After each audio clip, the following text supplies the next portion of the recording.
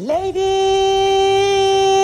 and Habibis, we are going to introduction to you a rising star of South Asia. He is very well educated. He knows Islam and Christianity very well. He done what they said he can't. He is Doctor.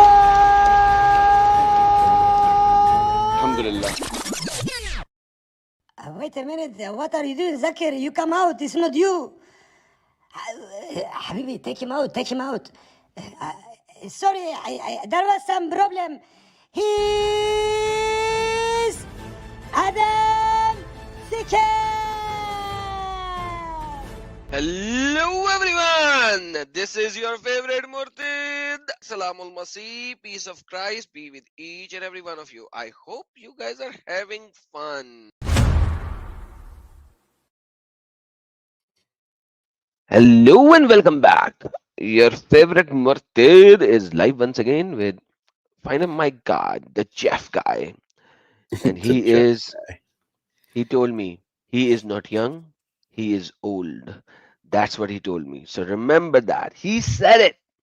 Just like Allah says in the Quran, when Maryam gave birth to the child, Allah said, I know a male is not like a female, and she gave birth to a male, not a female. And I was like, that's a divine thing that only Allah could have told all of us.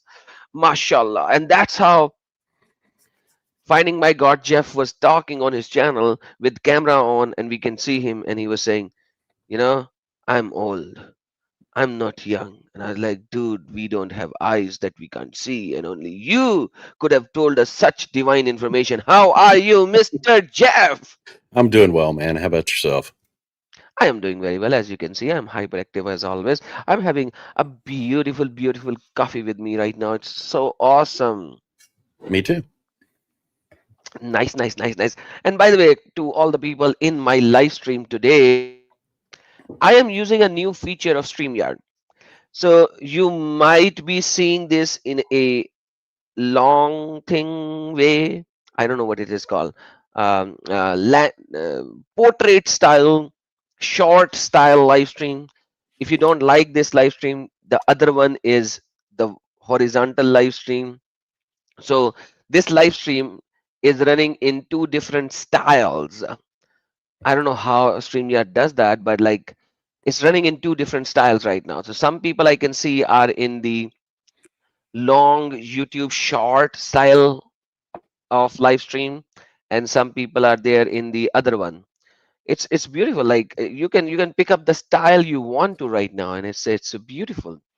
So welcome everyone, and some people are in my Facebook channel. So everyone, welcome from my Facebook, from my YouTube, from the portrait style live stream, and from everywhere. So let me just open the live stream today, because last time we were doing a lot of information about lies in Islam.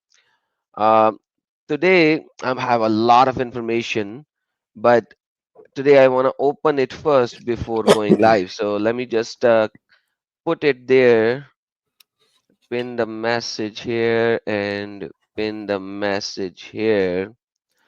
So today the live stream is open to begin with.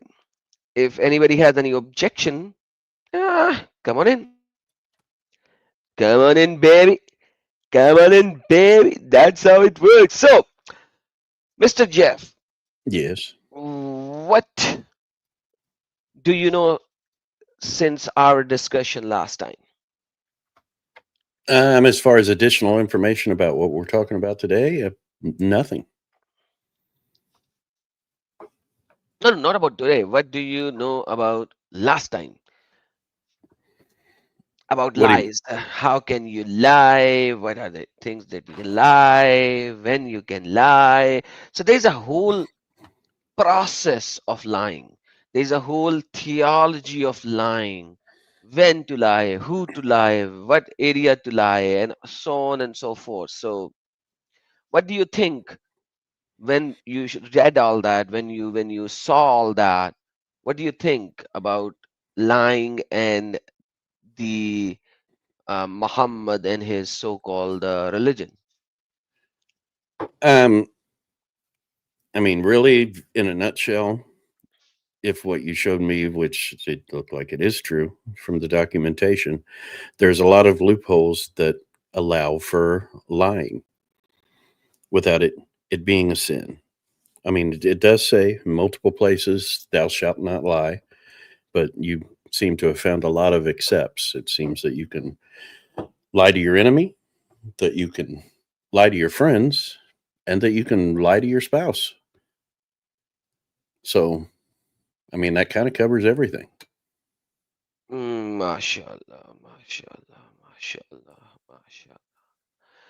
So now, I honestly hope somebody comes on today and refutes this with sincerely, with actual proof, and not just, come on to just argue other points, that someone can come on and refute this and say, see right here, this is not true and this is why. I hope we have that. I don't know if we will, but I hope we do. this is one topic which is almost impossible for anybody to refute. Do you know that? From what you've shown me so far, it seems like it's going to be difficult. Difficult? Okay. So let's talk about the fiqh. So last time what I showed you is Sunnah and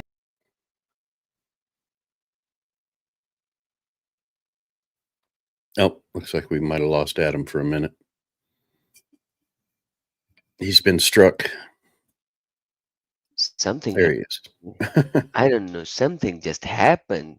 Man, It was Allah.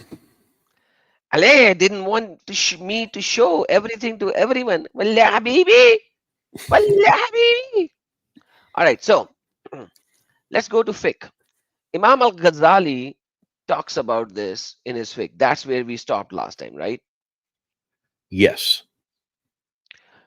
This is Imam al-Ghazali. All right, so I'm going to go to page number 120 and let's zoom in. Remember I told you in Islam there is a thing called when you do a sin and it's in the hadith, do not expose the sin of your others, right? Yes. All right. Keep the secrets of Muslims secret. You read very good. I'm going to mute. Read the whole passage, just like you read the new international translation of the Quran. All right, but I charge by the word. All right. Okay, done. Keep the 250,000. Keep the secrets of Muslims secret. The Prophet said, if a man keeps the guilt of a Muslim secret, God will keep his guilt secret both in this world and the next. He also said, if a man keeps the sin of a man secret in this world, God will keep all of his sins secret on the resurrection day.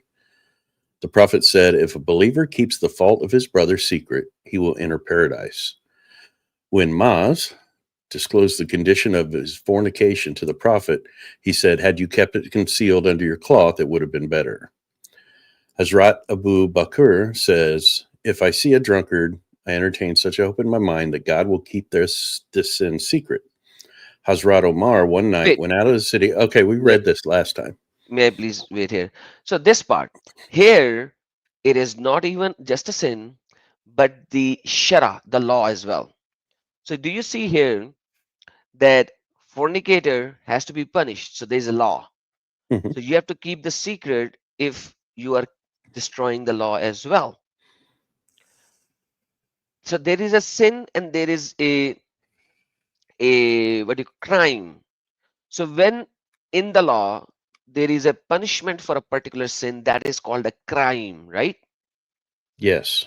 So here in this passage you just saw, even if it is a crime, you have to hide it.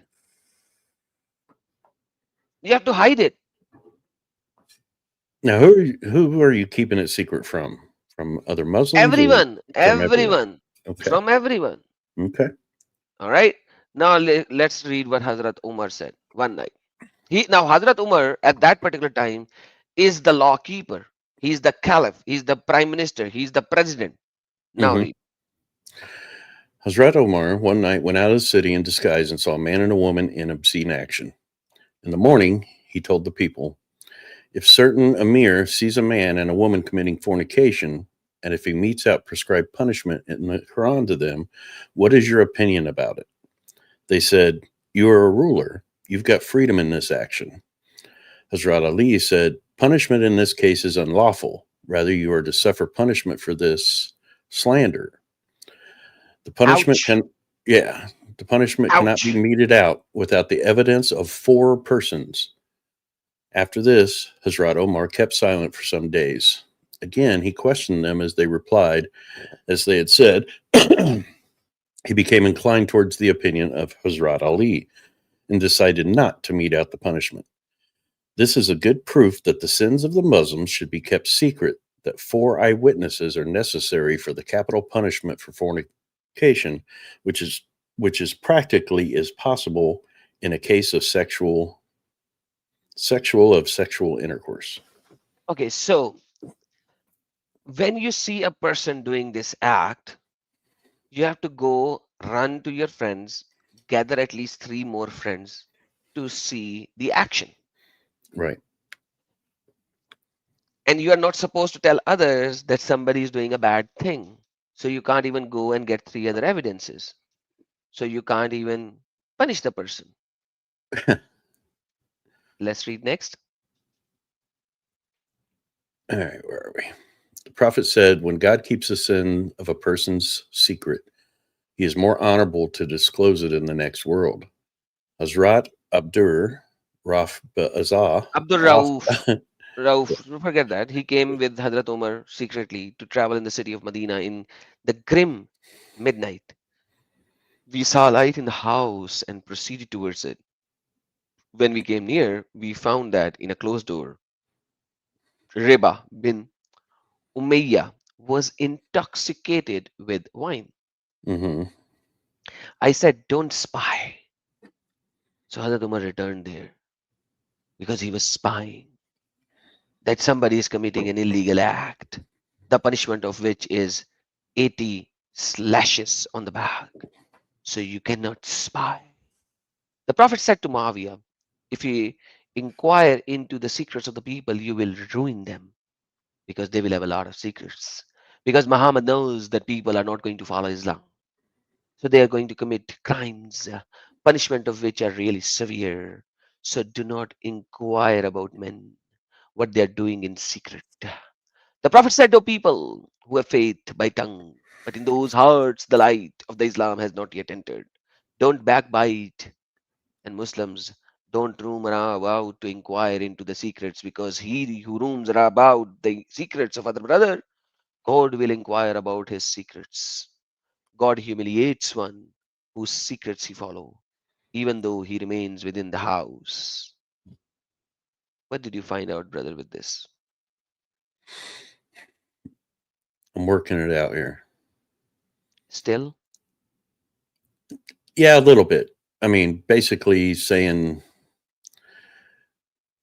don't dig into other people's business, otherwise you'll be judged for your own transgressions. Okay. Let's see this. At the time, a man brought another man to him, saying, this man is a drunkard.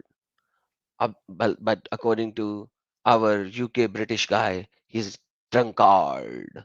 Right. Abdullah bin Masud said, take smell from his mouth. The people took smell from his mouth, and it was found that he drank wine.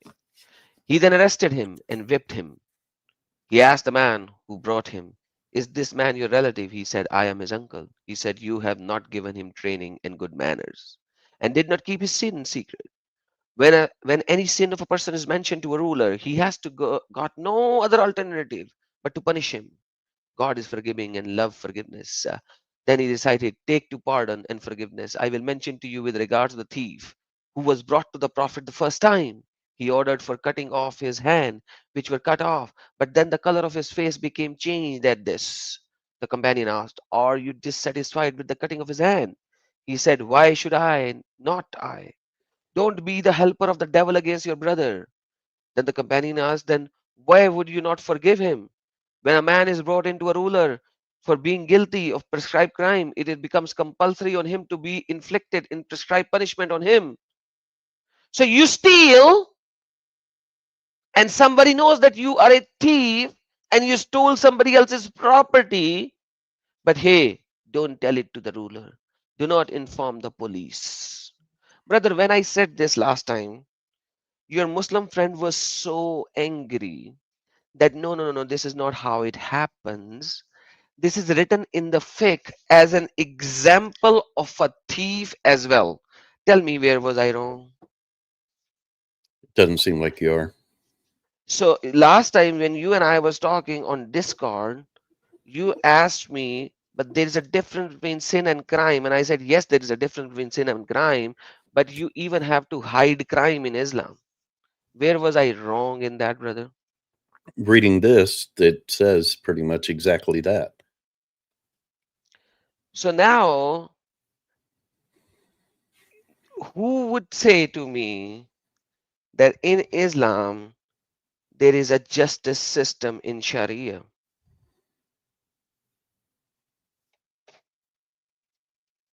There is a prescribed law.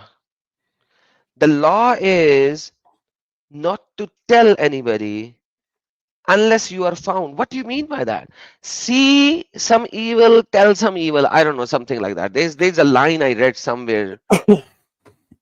See something, say something, or something like that. Right? That is the Western thing, you know. When you see something bad going on, you gotta say it, It's encouraged for sure. right? In Islam, that is called kitman. Shut the F up. Don't tell anybody.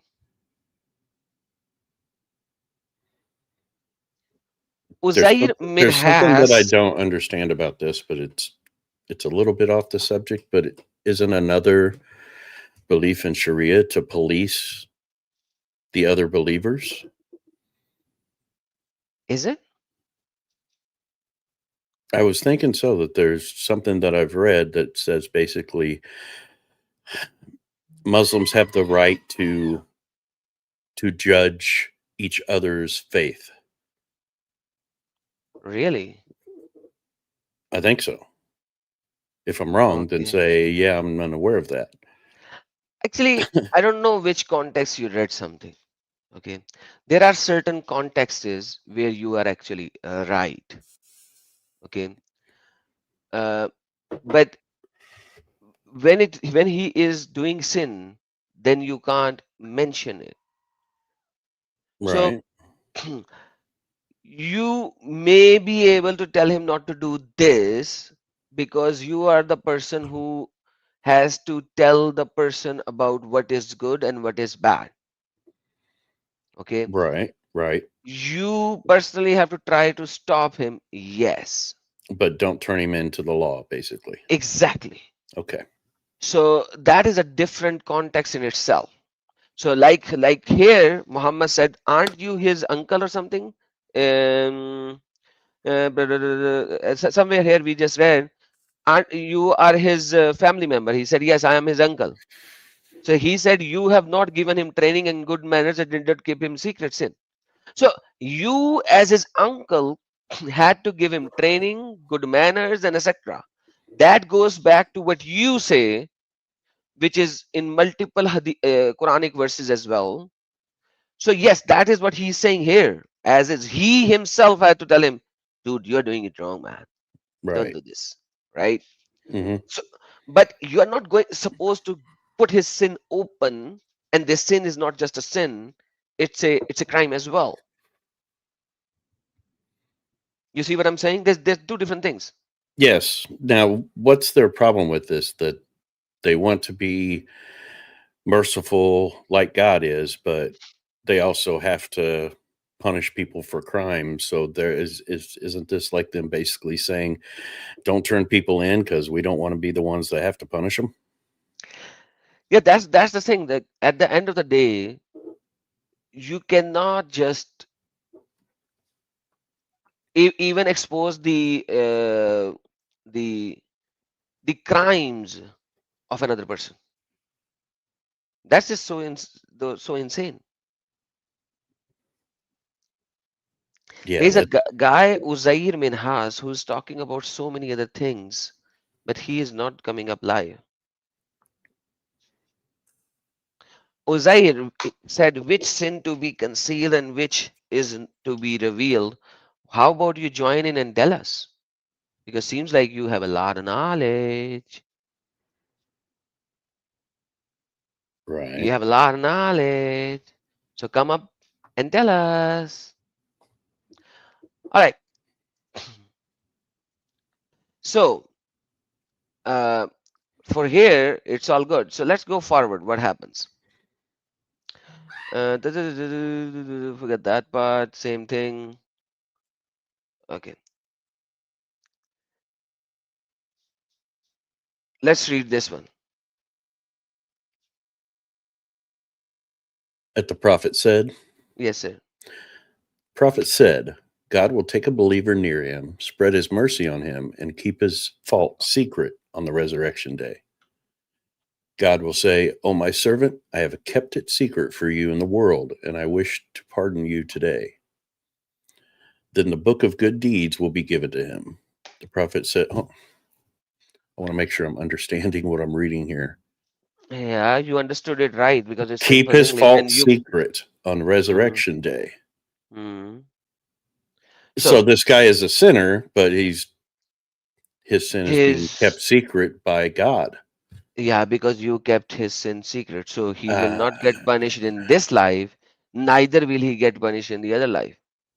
that doesn't make any sense. MashaAllah, Islam is not here to make sense. Okay. And basically because you kept his secret, and if you did a good sin, MashaAllah, Allah will keep your sin secret as well. If you did a good sin, No, if you did a good sin, but you know a very good sin of another person, and kept that other person's sin secret, and because you kept the other person's sin secret in this life, Allah is going to keep your sin secret in the afterlife. So mashallah, this is like a go get out and do sin free of cost, mashallah thing. And yes, read it again and understand that what I'm saying is actually correct. That's how it says in English. yeah, and it translates to this is crazy, dude.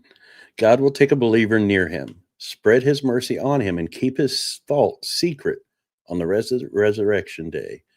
God will say, O my servant, I have kept it secret for you in the world, and I wish to pardon you today. Then the book of good deeds will be given to him. The prophet said, Every person of my followers will be forgiven except Muzahir, who is a person who commits sins and discloses them. He also said, If a person hears the news of a people secretly, but they dislike it, molten brass will be put into their ears on the resurrection day. Mashallah. So if you tell somebody's crime and anything, what is going to happen, sir? Read it again and explain it in your own mouth to your audience before I.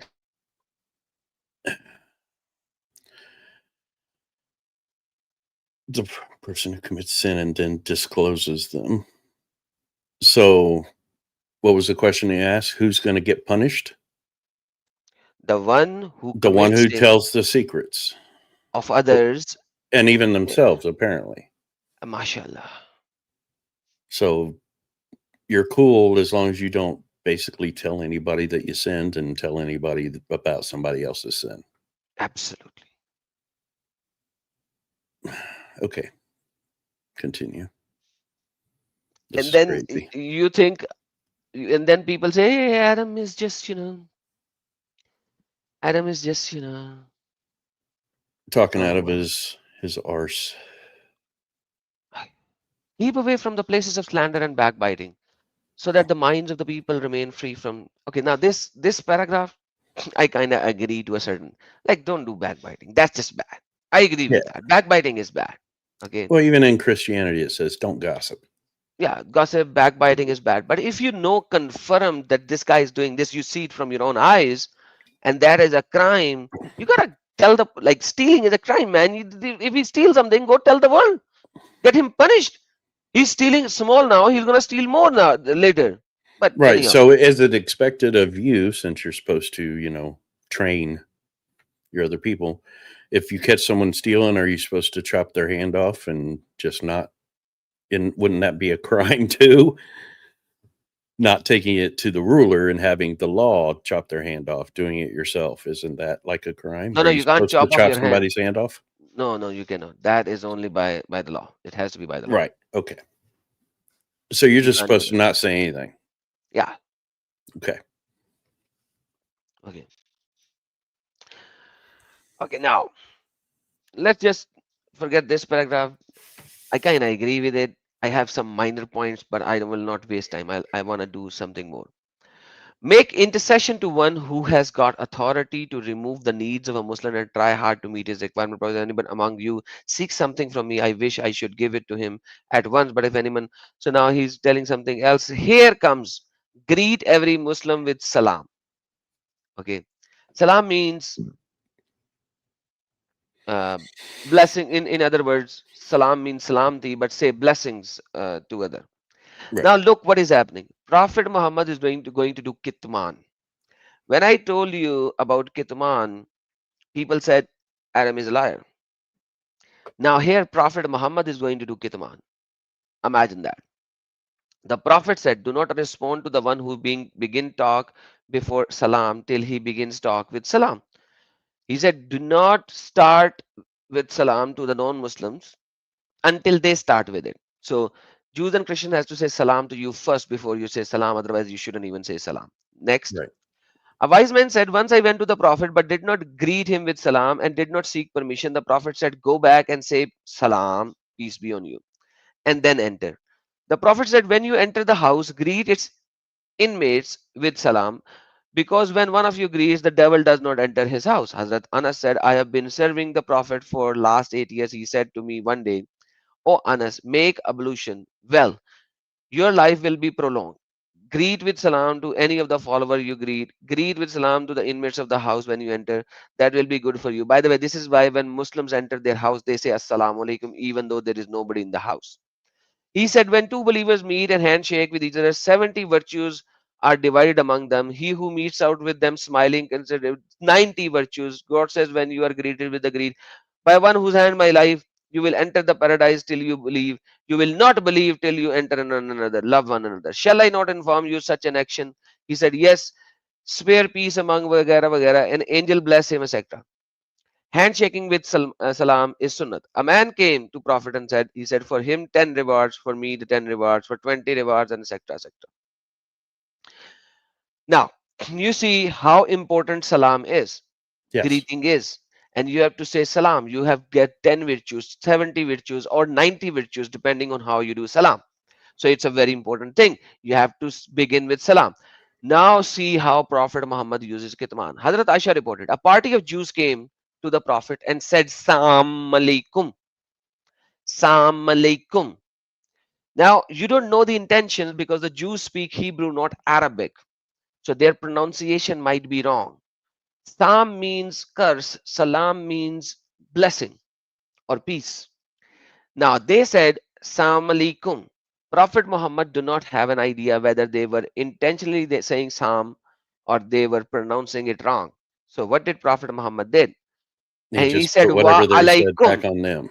He did not say Wa alaikum salam. He said Wa alaikum. Yeah. He said And to ditto. you, ditto. Yeah. Hazrat Aisha said, on you also death and curse? The Prophet said, oh Aisha, God loves kindness in everything. And this is kindness according to Muhammad. He heard them saying, Salam alaikum, curse be upon you, without knowing whether they were mispronouncing the word or literally saying that. And his kindness is that he says, on you too. So if somebody curses at me and I say, on you too, ditto, curse upon you, that is not kindness. That is doing to others what they do to you. Right. And here Muhammad did kitman as well by omitting the complete sentence of salam, wa alaikum assalam. He did not say wa alaikum assalam. He said wa alaikum only. Hazrat Aisha said, have you not heard? They said, he said, I also said, on you too. Prophet said, the rider will salute one who walks. And now that's the second part. So He was telling Aisha, that is why I just said on you too. Just in case they meant it as something bad. Exactly. Right. Oh, well, I kind of understand his response there. He's assuming that they just mispronounced the word, but in case they didn't, He's not assuming that. He's assuming that they actually said, curse be upon you. okay. Right? Because in this passage, you don't see him saying or Aisha saying that they might have mispronounced it. Right. So he's assuming that they actually did that. Okay. Prophet said, don't follow the Jews and the Christians because the greeting of the Jews hints by the fingers and greeting of the Christian is clapping by the hand. I have not met any Jew who would greet you with their fingers. Fingers, tip, tip, tip, tip, or Christian. What the hell, man? Really? But the Prophet said, when a man reaches an assembly, he shall salute them.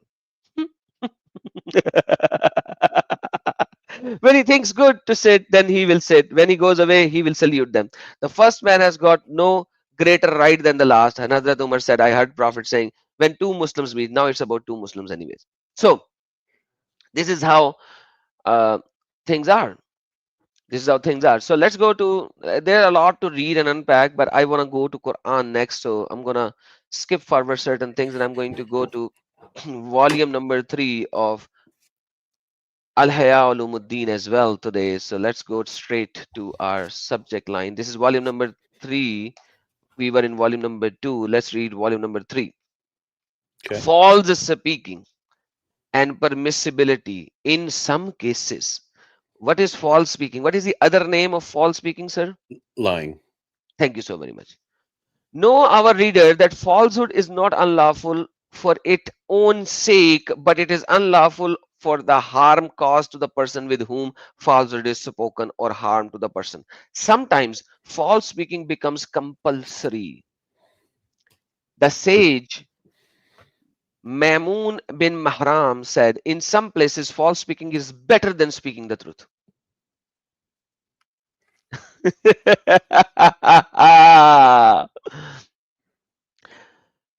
If a man runs with a sword and kill another person who enters a house, you should say, on being asked about his whereabouts, I have not seen him.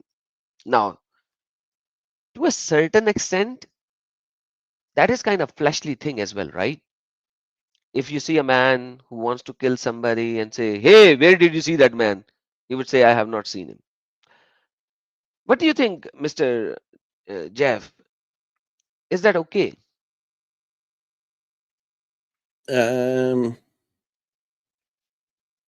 Well, I don't know. That's a little ambiguous because what if the man who's running with the sword is a bad man who just wants to kill somebody?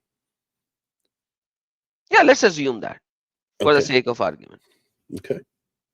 So the man is running with a sword. He's actually trying to kill somebody whom he's inquiring about. Right. So To can save a you person say, from unjust oppression is compulsory. okay. So here you can lie, right? That yes.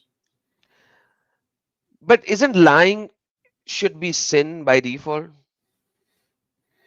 Well, it's this is when you kind of get into a little bit of a gray area. No, so you are actually doing a sin. But to saving a life of somebody is far greater than that kind of a lie. So it should still be called a lie, not a Right. rewarding thing. Well, it Right? seems like it's still being called a lie. They're just not using the word lie. No, they're saying it's compulsory. So when it comes compulsory, it's called Required. fard. And if you do Yeah. fard, you get sawab, you get virtues. So you need to understand when the English word compulsory comes in, it's the Arabic equivalent of doing halal with compulsion, which means any halal thing that you do with compulsion, you get good virtues. hmm So In then this case, lying, it's talking about saving somebody's life, yeah. which is pretty much kind of covered by takia, right? But instead of it being that Thank you. being So you, that goes all the way back to taqiyya. And right? I've said many times that certain times there are certain gray areas in lying which I, as a human, without looking at theology, I would say it makes sense. Right. right? But Mhm. that's the fleshly make sense kind of a thing, Right. right? Now, to say falsehood in a battle, to compromise between two parties, and to preserve good between two co-wives, false speaking is lawful. Now, how is this lawful? Yeah, we've covered this before. Okay. Hazrat Kalsum said the Prophet did not allow false speaking except in three cases to bring compromise between two parties, which is stupidity, and at the time of war, and a husband speaking a lie to his wife and speaking lie to her husband. Now, Mhm. at the time of war, let me tell you, in India, when Muslims attacked India, one of the tribe who fought them were Marathas. Okay, Mhm. Marathas were fighting with many Indian Hindu tribe already inside India. They had these conflicts where they would actually had fights. Right? That's history. You can see that. But they had some rules of engagement. One of that rule was no matter what, they won't lie, even in the war. It doesn't matter. So they won't lie. They have war. They will come in front of each other. War will start at 6 a.m. It will end at 5 p.m. That's how it's going to happen. That's agreed upon. After Okay. 5 p.m., no one will pick up the sword. We will not kill somebody who is injured and his sword has been dropped from his hand. That's the rule. It's going to be taken as is. Nobody is going to do that. We are not going to rape each other's women. That's a rule. If somebody did that, he did a wrong act. That guy will be punished by his own people. Mhm. His own people, not the other party, his own people. Right. All right. So if somebody says that this is the engagement of war where you can always lie, it's wrong. There are historical evidences present that we can see that they don't even do that. And then a husband speaking lie to his wife and a wife speaking lies to her husband. There is a big fat and ugly wife that you have, and you married her for money because she has a lot of money, and Uh-huh. then that wife is like, hey dude, how do I look? You're like, you are the most handsome wife in the history of handsome wives. Right. That's what you have to say. Yeah, if you want The a happy lie life. which he speaks in war is not recorded as war is strategy. The lie which is spoken to settle matters between two contending parties is not written. The lie which is spoken to settle matters between two contending parties is not written. The lie which is spoken to please the wife is not recorded. There is no sin in every falsehood, but there is no sin in that falsehood which benefits a Muslim or removes a harm from him. There is sin in every falsehood, but there is no sin in that falsehood which benefits a Muslim or removes a harm from him. Thank you so very much. Does it get Benefits a Muslim. does it get more specific about benefits a Muslim? Everything. We already read that. How? For example, the Prophet said, he who commits fornication shall keep it secret. So this is how you benefit a Muslim. Don't get him 80 lashes. As God said, to disclose an obscene act is also obscene act. So every man should sometimes save his life, property, Property. and honor, even taking record of falsehood. So where can you not do falsehood then? It's his life, property, and honor. Yeah, that's pretty vague. We have somebody in chat if you want to pull him in. He just ran away. He put some message in the private chat and ran away. I don't know. Oh, he I said, don't know "Can you add why me in?" people even join StreamYard for 30 seconds when they have to run away. Okay, he's back. Yes, Mr. Uzair, you had a lot of things to say. Hello, Hello. Hello. am I audible? If I am saying hello in response, then yes, you are audible, sir. Well, Yeah, I can hear great. you. Then you're talking about concealing sins. What is the standard for concealing sins? I am telling you what is written by your Islam. Are you a Muslim? Yes, certainly. Yeah. So that's what I'm showing already. So what is the standard? You tell me. Did No, you no, not no, read? no, no, no, no, no, no. There are different types of sin. For example, if I go and kill a child, that's a different sin. And if I drink alcohol, that's a different sin. So Is there some place where it goes through the different sins and the ones that are okay to report people for and the ones that aren't? No, it depends on what you are reporting. For example, if my brother or anyone around me who does something obscene, so I will report it. But if I have stopped him and I have seen him that he keeps repeating this and he does not stop in it, then I will report him. I won't report him on the first time. But if the Okay. sin is different, for example, if he's harming someone, then obviously I have to report him. I would ask where it says that to disclose an obscene act, what's the limit? Is it one time? Is it 2 times, 5 times? Where does it like differentiate? In Islam, it's mostly 3 times. You ask someone 3 times to do it. If where they is it don't, written? then report It, it. is that a hadith? Okay, I'll bring it. Just wait a minute. All right, while he brings the hadith, he's going to use ChatGPT, and most of the ChatGPT references are wrong. So, anyhow, but Mr. Jeff, Yes. imagine what he said. He said if he is doing a sin for Mhm. which you have hadud punishment. So, when you are drinking alcohol, there is a hadud punishment. Hadud punishment are punishments which are prescribed by Allah Himself. Okay, if you are stealing, that's a hadud punishment, means a punishment prescribed by Allah. Mhm. And he said, stealing is not harming anybody. Tell me, finding my God or Jeff, how is stealing not harming somebody else? Because if The it is my property and you steal it, that you are harming me, my yeah, livelihood.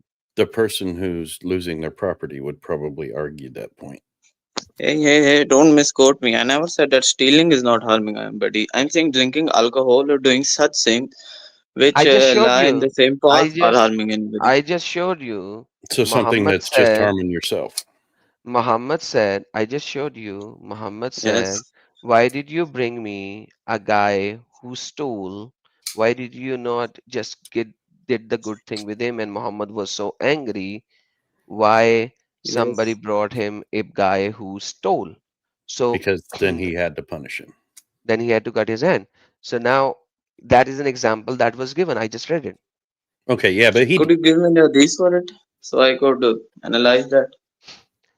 I'm showing you the fiqh. Oh, Fiqh is based on a fiqh is hadith. different. Everyone follows four imams. Someone follows Abu Hanifa, someone follows Malik, someone follows Shafi. So go I bring it. need the hadith on which they base their fiqh. No, so I don't care. This is your imams. See, You don't if you accept don't fake, care, right? then this You is create academic no dishonesty if you don't care about it. Uzair. That is academic. Okay. well The now academic wait, part is I do care if this is no, just give me a second. written Give me down somewhere. give me a second. Fake is written down. Okay. Who creates fake, Minhas? Can you and I create fake? Fiqh is created by people, but they create Who fiqh on the basis of what? okay, Quran and you don't Hadith. understand. Let me repeat my question. Okay. Who creates fakes? Can you and I create fake? If we have the right jurisprudence on it and we have enough authority that we can derive rulings, then we can. Authority, okay. Authority, okay. Who provides the No, no, I never authority? said authority is the main ruling. If you Okay. can derive a ruling from Mr. it, you have Uzair, the isnad, Mr. then you Uzair, can. Well, Mr. Uzair, Yes. Mr. do you Uzair. have to be an authority to create fiqh is the question, I believe. On religious matters, if you can derive a ruling, you understand them, you can explain them, and you can explain your position, then obviously you can. Okay, so let me ask you again. Can a Okay. mere person like you and me create a fiqh and that is acceptable? We cannot create a fake, but we can Thank you investigate it so very much. Okay, on no, what they are wait, based on. you can't investigate as well. I'll go there first. Why? So Why can I not I investigate? will I listen. Go step by Yes. step. Stop jumping the guns. Okay, I'm and not have a jumping. glass of water. Have a glass of water so that we can have a nice discussion. Okay, because here Jeff is trying to understand these things, and I'm going to give him all the understanding thanks to you that you brought up this very important point. So thank you. So first of all, any Tom, Dick, and Harry cannot create fake, correct? What? Can you repeat Any what you just said? Tom, Dick, and Harry cannot create the fake. Yes, if you refer to that as a normal person who does not have much knowledge of the deen, then yes. Okay, so who creates fake? Once again, going back to the point. Fiqh, as I said, the one who can understand religious matter, explain his religious position and stance in Is front there of the is people there a can create fiqh. particular is there a particular title that is given to these particular people before they were accepted to be the creator of legal understanding of the Quran? Because fiqh is used to create Sharia. So fiqh is the base text to create Sharia, No, and fiqh is Sharia taken and from. Fiqh are Hold on. Did different. I Sharia is say? directly. I'm going to backstage you because you're not letting me finish. I'm going to add you once I finish my statement because you interrupt me in the middle. Fiqh is the base text that is called jurisprudence. Fiqh is in English word, it's called jurisprudence. That is being used to create Sharia, and you said Sharia is created by the four Imams: Imam Malik, Imam Abu Hanifa, Imam Shafi, and Imam Hanbal. So now, please, let's go back. Who is the creator of fiqh? Can I answer? Yes, sir. Okay, firstly, you said Sharia is created by people. I beg to differ because Sharia is taken from directly from the Quran. It is not created by people. Fake jurisprudence, those rulings are applied to our lives and different matters in which a certain or a clear ruling is not provided. That is called fake or jurisprudence. Okay, hold For on. example, Imam Malik or Imam Abu Hanifa cannot dictate the laws for inheritance. Even if they say whatever they want to say, they say they make different portions for the brothers and the sisters, but that won't work because we take that directly from the Quran. Jurisprudence is something else. Yes, Okay, a lot of people I follow have a them there question. before. I have a Okay. question. Hold on. Is all Islam Sharia? So that just comes straight from the Quran. None of the hadiths or anything like that are included in Islamic Sharia. Is that what you're saying?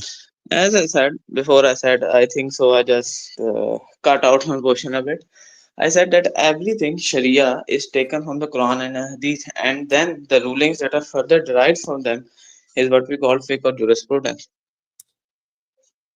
Right. So everything doesn't just come straight from the Quran. It's also hadiths and Everything does basically because the ruling decided. does. The base on which we base our jurisprudence does come from it. Okay, I understand that. So the four imams, where do they come in? How does fiqh become legal and like part of the law? Well, they make it part of the law first off because of their Who isnad. For who example, who if ma- we say Imam, who makes it part of the law? well, the Imams and the ones who accept it on the basis of their isnad. For example, I'm talking about Imam Abu Hanifa. Again wrong. You have been So saying wrong Okay, after wrong, why am lie I wrong? after lie. Can no, You're let's repeating lies after lies. point out my lies. Point out my lies. well, Every statement that you said, there is a twist of a lie. Now, okay, so let me just destroy the Okay, last statement. You okay. said, Now repeat your destroy last every statement. statement. Who? You said I've said everything is a Yeah, lie. you What I guys. said, everything was a lie. So What's the destroy problem everything. with you, man? What's the problem with you? well, here's the problem that I see just from being a third person observer here is you did say that Sharia is not made by man; it comes from God, from the Quran. But you also said that it is that fiqhs become law because they are voted on or made law by men. So that seems like a direct contradiction to me. Where do they get that law from? Okay, so let me ask you something now. Because you Okay, don't, you have no intention to listen to a nicer, longer discussion. So I'm going to make it very simple okay, to okay, you. okay, okay.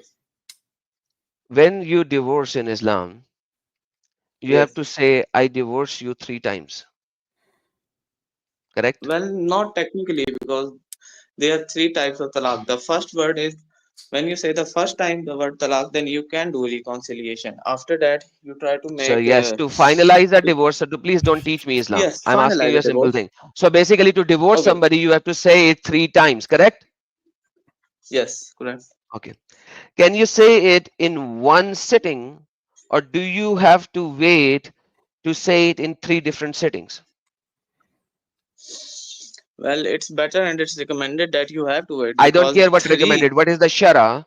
Because I'm talking about the shara right now, because shara does not have a black and white thing in it. Shara has a clear thing. It has to be black and white. There's no gray area. So if a imam has to accept your divorce, whether he is going Okay. to accept the divorce as one divorce, if it is done in one sitting, or will it accept it 3 divorces because in one sitting you have said it thrice? It's about saying thrice. The thrice, the limit is set I because say I that is what. divorce you, I divorce you, I divorce you. Is that divorce happened? Well, yes, it has. It has happened. You Yes. 100% sure about it? Well, I can give you some Okay, ruling on what is that. the If you hadith for wait, I can this? share my Give me the screen. hadith for this. Yes, you share the screen. I don't care. Share the screen. What is Okay. the hadith for Wait a this? second. That you say somebody, I divorce you, I divorce you, I divorce you 3 times, and that divorce has happened, and I said it right now in 1 minute. Please show me the hadith. Okay, I'll Okay. bring it at these. I have a paper. I'll bring it. Just wait five Go bring it. minutes. We're way off Bring the it. subject. No, no, we are not way off the subject. We are defining the Sharia because the problem, brother, here is Jeff. You don't understand. This is how they lie. You need to understand the very important point. I'm explaining the lies. I'm explaining how fiqh matters. I'm explaining why Sharia matters, and whatever he's saying, it's insanity. These people think that when a Sharia is implemented, they have the right to challenge the fiqh and the Sharia behind it. They do not. You don't understand the point here. So that is why you think that we are going way off the point. We are not. No, I What I am understand. I reading, understand the point. yeah, what I'm reading here, and I gave him the very easiest thing because that will be easy for him to find. Okay, that will be very, very easy for him to find. That's why I gave him the most easiest thing, because this, what I'm showing, it will be a little difficult. By the way, when he said, show me the hadith I've already shown. It says Muhammad said, hide the sins of the others, because that is going to take you to Jannah, because Allah is going to hide the sin of of you. That is what I already shown, but there he has a gray area, and that gray area is described by the Imams, Imam al-Ghazali, in his book Al-Haya Ulumuddin, which we are reading. And for this book, the Mujtahideen actually said, if you destroy each and every book written by the Islam or for Islam, and you have only Al-Haya Ulumuddin, we can recreate each and every book of Islam in the world. That is how solid this book is. The Imam Nawawi, who is the author and the classifier of the Hadith, he said, if each and every book about Islam is burned or thrown in the river, Al-Haya Ulumuddin is sufficient to recreate each and every book of Islam. This is So, how important this book is. right, I get it.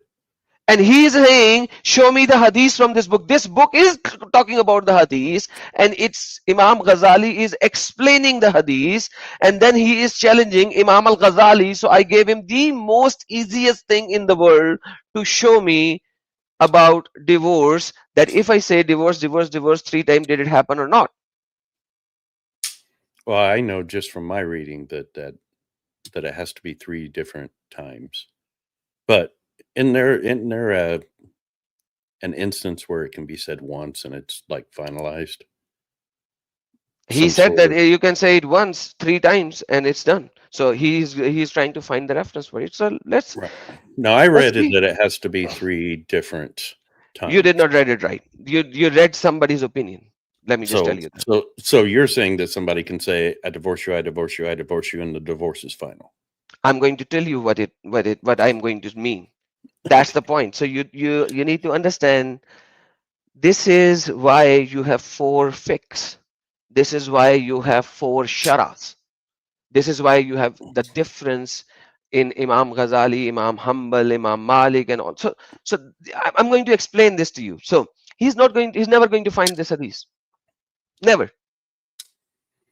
Do they not exist? No. What he is saying, it doesn't exist. What he is saying, it does not exist. That's the problem. So let him find it.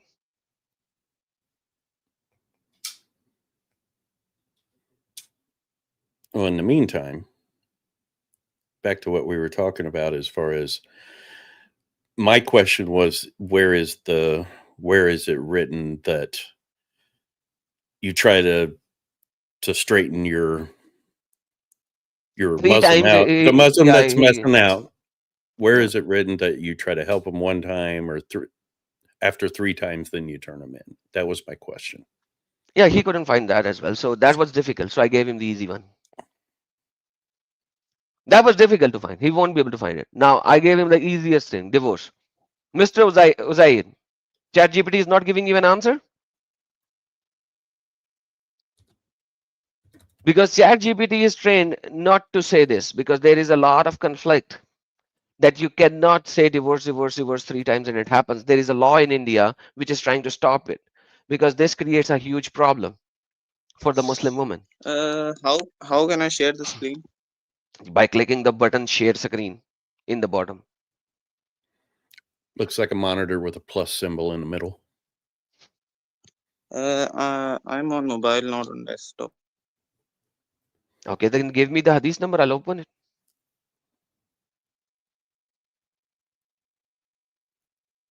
Give me the hadith number and I'll open it.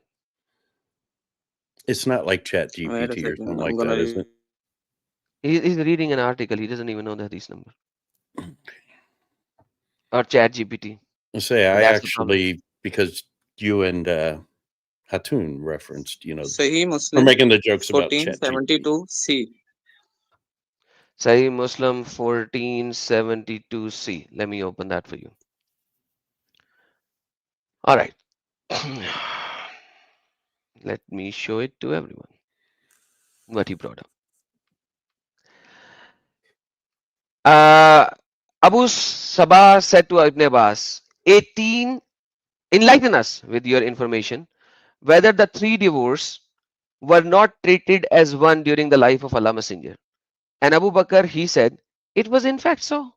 But when during the Caliphate of Umar, people began to pronounce divorce frequently, he allowed them to do so.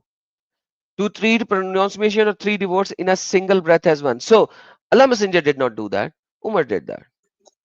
Yes, but Umar did that. Similarly, Umar introduced the So, Taraweeh and so it is still you in it. So just a Umar second, just a second, can be just used. a second. No. Umar can be used as our base for the fiqh or Okay. the Sharia. You're So saying now, that they do not take this law from the Sharia. So where did this law come to them from? okay. So where did Umar, as a mere human being, can change the law of Allah? No. Umar Well, is the not a question bare is human being. this As is I will bring Sharia? you a hadith. He has divine inspiration. I can bring you that No, hadith which is Muhammad in has line with divine the. inspiration. Umar doesn't. Wait.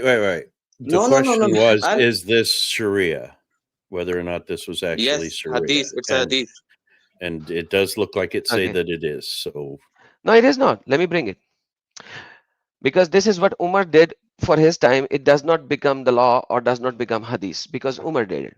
So let's see how Imam Abu Hanifa took it and Imam But Abu Shafi took it. Hanifa is not Just shut up. in accordance with the Just views of shut up, Rasul. please. Just shut up, please. Okay.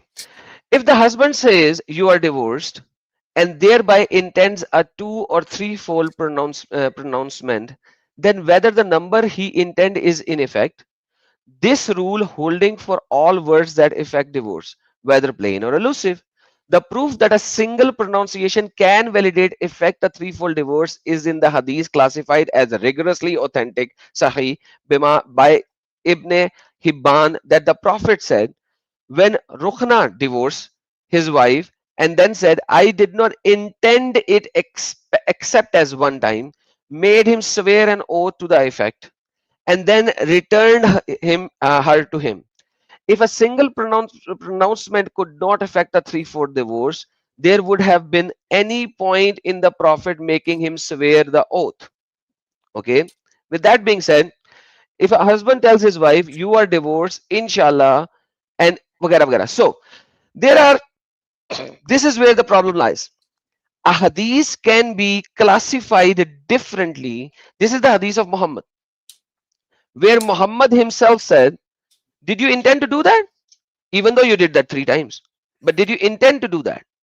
Because he did not, he said, I did not intend to do that. I swear, this is not even taken as 3 divorces. It was taken as 1 divorce. Hence, according to Imam Shafi view, it cannot be taken as 1. Second view is, in the time of Muhammad, it was not taken as 1. It was not taken as 3. It had to be indifferent, because Muhammad said, Allah curse the person who makes this divorce thing as a habit by saying it 3 times at once. And he said, did you made the words of Allah as joke? That's the hadith. So Uzair is saying that Umar made a joke out of Allah and Muhammad. Ji Uzair. No, no, he did not make a joke out of Allah Did or Muhammad Muhammad, said, peace if be you upon him. did He Muhammad changed. said did Muhammad Wait a said second, let this? me reply. What? Did Muhammad said to the person who asked, can I give my wife divorce 3 times at once? And Muhammad said, did you made a joke of Allah's verses? You can give me the reference so I can look it up and analyze it. No, no, no, no. I'm asking you right now. Do you believe that? And if I I show do you not. that, will you say that Umar actually made it a joke? No, no, Umar did not make a joke. Umar modified the ruling on the basis of what was happening. Islam had expanded not only into other countries but into other continents. Similarly, Okay, just a second. the My question is different. punishment for drinking. My question is different. My I'm question is explaining. different. My question is very Your different. question is in So, accordance to this. did Muhammad said that by saying this is wrong? What? To me, that seems like they said the same thing. I mean, this says if a husband says you are divorced and thereby intends 2 or 3-fold pronouncement, then whatever number he intends is affected. So just saying it once can mean divorce, or It saying it can or once it cannot. cannot. Right. Thank you so very much. Right. What he had you look up that was Sharia basically kind of says the same thing. So, does it happen or does it not happen? It does not It happen. depends on what he intends. Exactly. So, how will you define that? How will you define this ruling then? Apparently, they get irritated when by trying to separate the two, because that's a problem with what that says. Thank you so very much. So, how will you do that?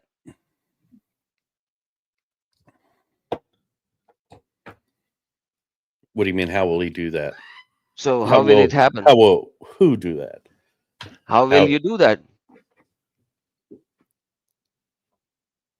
The So only how way will you you do can the do it divorce is then? after the fact. The smart way So, to do it would be say you're divorced, you're divorced, you're divorced, mhm. instead of In one saying it sitting. one time and saying I intended that the one time be enough. So I'm not sure the question what you're getting to with the question. So I'm asking the question again. Now you divorce the person Mm-hmm. 3 times, right? Mm-hmm. You did not intend to do that. How will I know about your intention? Oh, it says that Well, you you'll can. only know about my or anyone else's intention, which they tell you what their intention was. Yeah, but that So can't. what? That's after the fact. So Yes. So how will you know my intention? When you go to a qazi or anyone in the court, you will tell them that I pronounced the divorce 3 times, but I intended it as one. That's how you know my How intention, will or the anyone Qazi intention. know that your intention was right? that seems a Because he's telling it and little he will odd. swear upon it. So Mr. Jeff, do you understand my That's how question? court Because this guy works. No, will not no, understand. Do you I understand my question? I do understand it. So Yes, what is the shara on this? confusing. So you cannot create a law, right? Well, apparently you can, right? So you cannot, right? Because when you are actually saying that he has to just swear whether he intended to do that or did not intend to do that. So how will you make sure on that? Well, I mean, it has to hinge on what he has to say after the fact. Okay. So once again, so basically the person, so wife goes to the court and says whether I'm divorced or not because this guy gave me 3 divorces. How will you make the ruling? I will make the ruling on the I'm base not when he asking will take you. I'm not oath. asking you. I'm not I, asking you. I'm I, asking Jeff. how I Okay, would make the but ruling, what makes sense is that if he said it 3 times, they're divorced. If he makes 3 times of a divorce, that is the opinion of Imam Abu Hanifa. Yeah. Now, Now, to me, I now can that's see the ambiguity between saying that it can be said 1 time, and if he intends it as being 3, then it's a divorce. I yes. understand that being very confusing, but if he says it 3 times, then she should be divorced. She should be divorced. Yes, if he said it 3 times. What about this then? Read 3.4. When a husband is asked, "Have you divorced your wife?" and he says yes, then she's divorced. Now, how will you handle that? Even if he does not intend, So how will you handle that then? then she's divorced. So now where is the intention? See, that says even if he doesn't intend. So where is the intention now? You know I go by making you see certain things one after another to make you understand how the Sharia is being built. So I'm actually teaching you how the Sharia is being built because nothing is clear in Quran, nothing is Well, clear in Hadith. So that's why I was doing this. I was right, intentionally holding back this point before earlier. So now tell me, how will you handle this? they're divorced. Are they? Yes, says But even if he does not intend. you just said, and Uzair was shouting so loud, we will ask the person whether he intended or not. He has to swear it whether he intended or not. Now here it says whether even if he intends or not. Yeah, basically, if the guy speaks in anger and says it 3 times, he can't go back on it. That's what But this like says. he didn't even said that. He just said it once, whether he intended or not. Right. Well, that's a little different. If he just says it once, then he has to be questioned about his intention. Did you mean this to mean 3 times, or were you just saying this once? Okay, is it? If you include what we read earlier, yes. Okay. But if a husband says yes, she's divorced. I mean, this is going back and asking the husband, "Have you divorced your wife?" And he says yes. So then they're divorced. What if she was in the menstruation cycle at that time? What's that have to do with anything? Really? Come on. well, Come on. the Is Quranic there ayah will something? apply to it. Is there something in there for that? Yes. Okay. If she is in menstruation flow, what will happen? I don't know. Where is that? Uzair, if she is menstruating when he divorced, what is going to happen? Is that like a PMS clause? Yeah, there is a PMS clause. Uzair, tell me.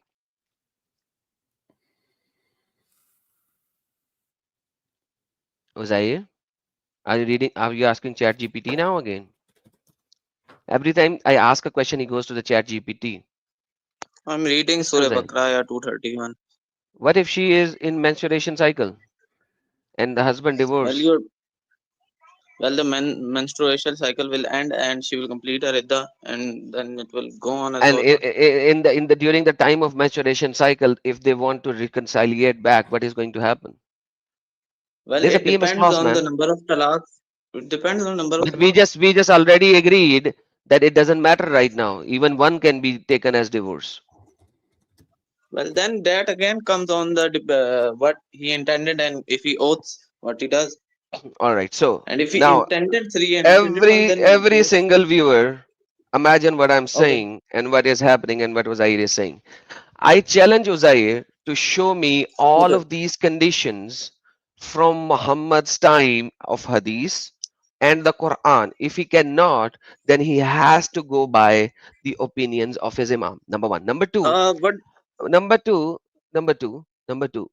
Mr. Jeff, if there is a law in your country and that law is implemented, Hmm. and now the law is being implemented right now, okay, the law is implemented, Okay. there might be talks with the politicians to change the law, there might be, but the Hmm. law is implemented. Will you be held according to this law? If it's law, it's law. If it's law, is law. What if you say that this lawmaker did not make the law according to whatever the statements are of the prime minister or whatever? What is going to happen then? Well, then it can be debated, but if the law has been implemented, it's still a law. So for as long as that law is implemented, that law will be applied upon you, correct? Yes, You know what Sharia means? law, And what is Islamic Sharia? Islamic law. So if you are in a country where Imam Shafi's law is there, can you do against it because you think that law is not written right? No. You cannot. Well, I'm assuming no, it's not the way it works. Exactly. Exactly. When the law has been implemented, you have to follow it. You can debate it in the courts, Sure. but the law will be implemented unless it is changed. So if you did something and that is wrong according to law, you will be punished by it. Correct? Yes. Thank you so much. Thank you, Zaid. What do you have to say now? okay, can you open up Surah Baqarah at 231? Yeah, I have memorized it. So what? When you divorce a third time, Yes, it is then not lawful for the wife to go back to the first husband unless she do sex with the other husband and then get divorced or the other husband dies. What? Yeah, that's Quran. So if they're divorced, she can't go back to her First husband. husband no. she had before Yeah, without having unless sex with the guy she unless divorced.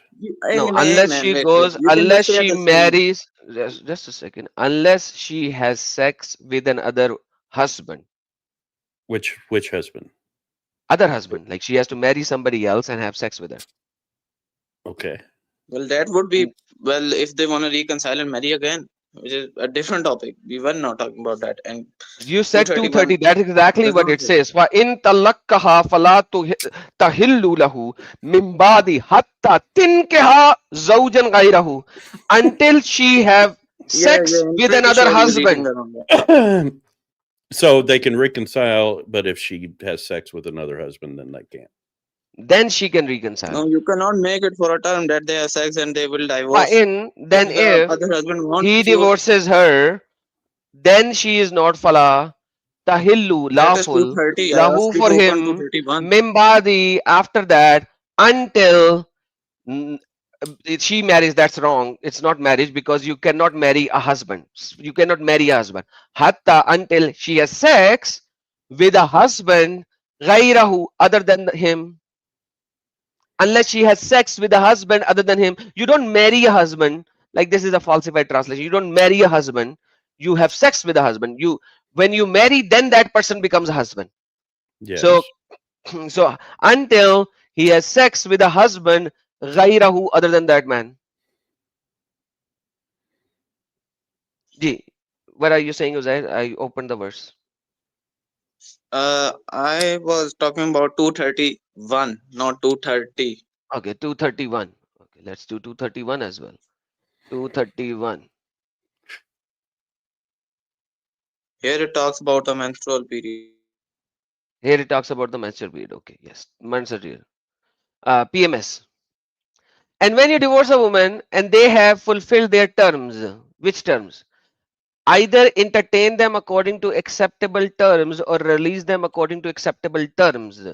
So you have the option, just like I said, there is nothing black and white. So either acceptable terms you release them or you accept them. And what are these terms? What if she is pregnant?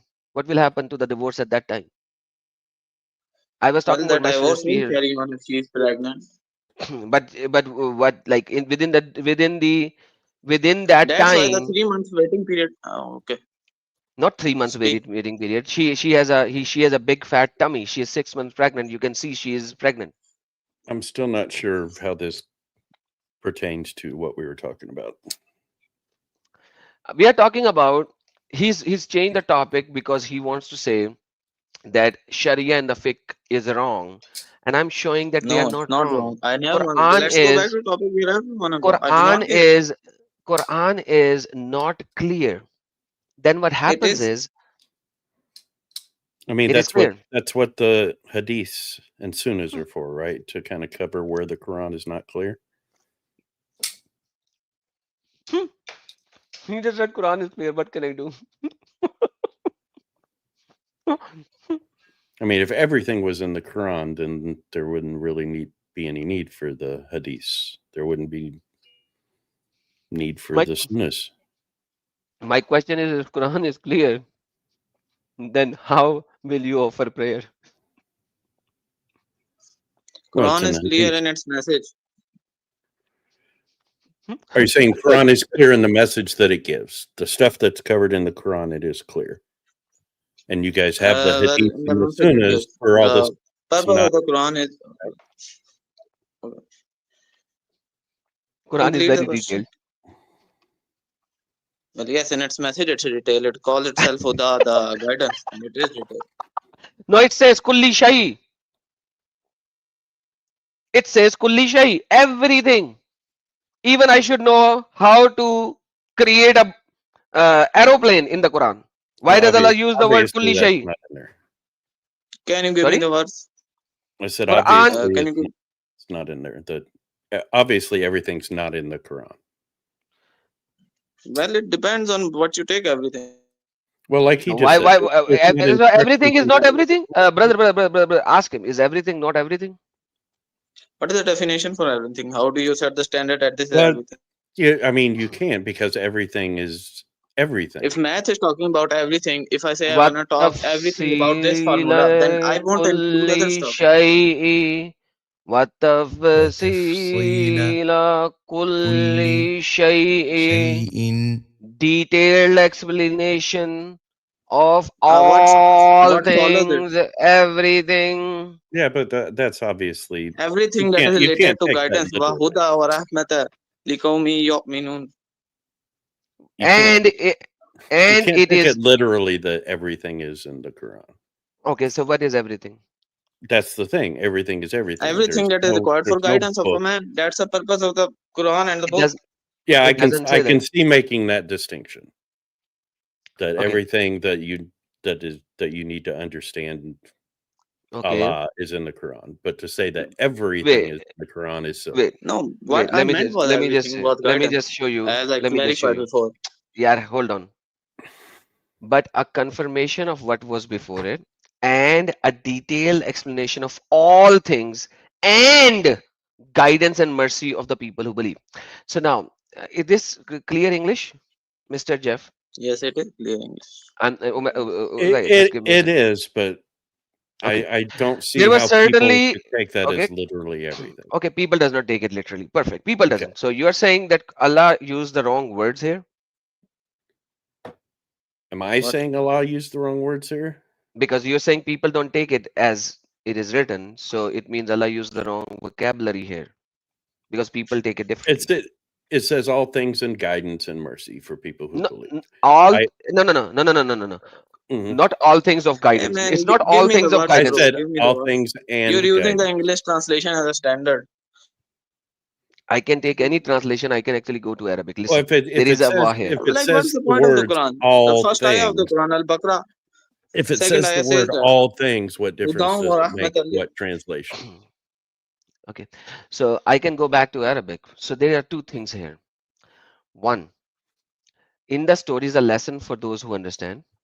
Never was the Quran a narration invented, but a confirmation of the previous scriptures and a detailed explanation of all things and guidance and mercy for the people who believe. So Yeah, what there is if it confirms the previous scriptures? What is the basis of a scripture? What does a scripture entail? Like, what's the purpose of a scripture? I will give you answer. Wait. So, Mr. Jeff, is there in this English sentence, which is actually a literal translation, what are the three things that Allah is enforcing here when you read this English sentence? And I can vouch for you that in Arabic it's written the same. All right, where are we at? Sorry, I was answering somebody in chat. There was certainly in their stories a lesson. My mic has gotten really low. A lesson for those of understanding. Never was it a narration invented, but a confirmation of what was before it, and detailed explanation of all things, and guidance and mercy for a people who believe. Okay. It does say detailed explanation of all things. Okay. Well, detailed explanation requires a reference. For example, if I say my wife is everything for me, does that mean she entails everything that is in the universe in her? No, it's Right, about but love. this is when you Similarly, get to Quran is about taking guidance. right. This is when you get into, the semantics of verbiage. When I said obviously it can't mean all things, you said yes, all things, but no, it can't mean all things when people Well, think of all I'm things. sorry if my statement was a bit vague, but in the sense of all things, I meant guidance. Okay. Right. I Does can Allah? I can see you taking it from that. I can Okay. see Wait. you Wait. I can getting take that. that. I can take that. Allah is to guide you about all things in the Quran, even though that this verse is not saying that. We'll Okay. say all things spiritual. Okay. It's All things spiritual. Okay. Perfect. So everything that is needed for me to be guided, it should be in the Quran, correct? Uzair. Well, everything that is needed to put you on the right path. Now, not guidance, just put me on the right path only. well, that would be Well, the guidance. right path is guidance, but when you Okay. actually embrace Okay. Islam, then you have the rulings and you have to follow it, and Okay. Okay. then Wait. Wait. therefore Wait. you have to Relax. use the deed. Relax. Relax. Relax. Relax. So, It's if fine, Allah says relax, in bro. the Quran that the right thing to do is offer salat, so there should be every detail of how to offer salat in the Quran, because that is the guidance that Allah is giving, and that is how I am going to get the mercy of Allah. If I don't offer 5 times salat, I will be put to hell. So now, where can I find the verses in the Quran which gives me detailed explanation of how to offer salat? Well, is that how Well, sir actually, the The Quran does five offer times the salat, Jeff. explanation. It says to Just follow the asba of the Prophet sallallahu alaihi wasallam. As I said, guidance and guidance of the no. path is Listen, something listen, different, and following listen, it fully is something different. listen, listen, listen, listen. You said Quran has the detailed explanation of guiding Yes, the for person. guidance. Now, for Yes, guidance, the most important part is salat after Tawheed. Now, yes. where are the verses of salat that I can see how to offer salat? Well, it tells us to offer salah, which is the part of guidance. But how to offer salah is from the So, asfa of the Rasul. so Allah, Guidance but it is says detailed limited to explanation. telling us. Excuse me, it doesn't say hints of guidance. It says detailed explanation of guidance. That's what Yes, you said. detailed. So, Man, where is the if you want detailed a short and sweet explanation version, of there the is a reference. guidance of salat?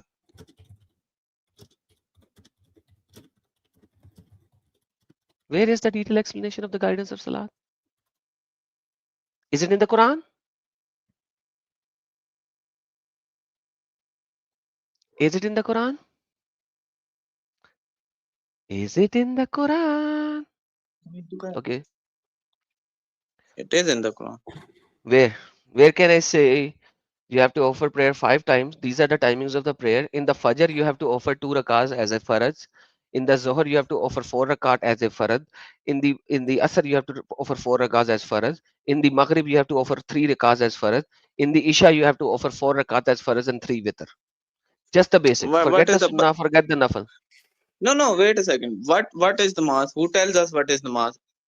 I don't know. You tell me, is it in the Quran or Well, not yeah, right you now? don't know. Yeah, Quran What tells us is what it is the in? mass. Okay. What is the what does that purpose have of to making do a with messenger?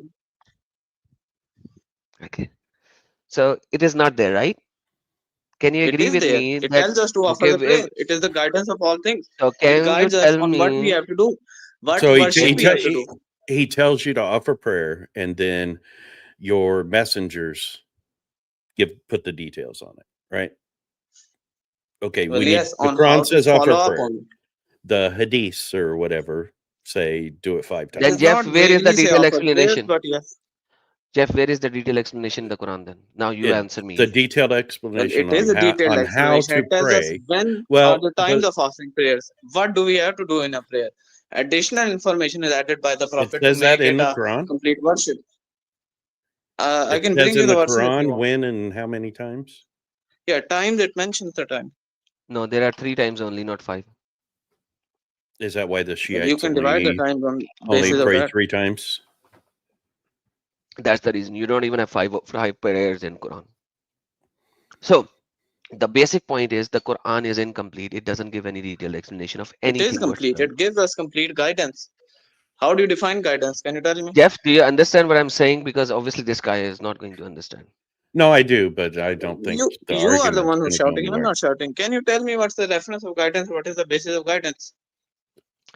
Well, So to say detailed explanation would mean to say pray, and this is how you pray. These are the words that you say when you pray. This is the time of day that you pray. Yeah, that would be detailed explanation.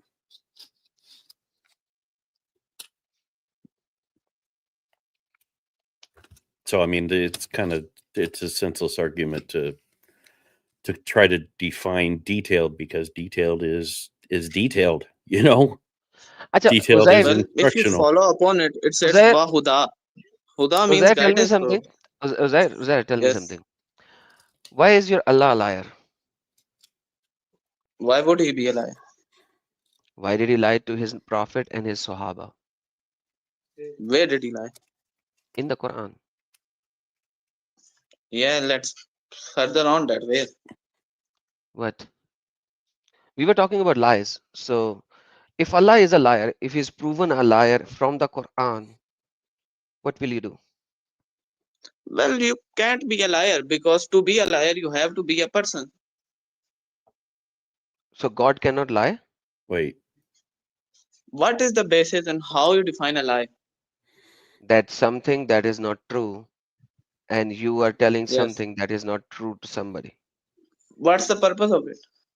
it doesn't It matter doesn't what the matter. purpose of it is. A lie is a lie. No, it does matter what's the purpose of lie. I'm not talking about that God is a liar. Yeah, I don't understand by you saying the purpose of a lie determines whether Well, or not let's it's a leave the lie or purpose. not. A lie is a lie, okay? Okay. Okay, so if Allah lies in the Quran, what will you do?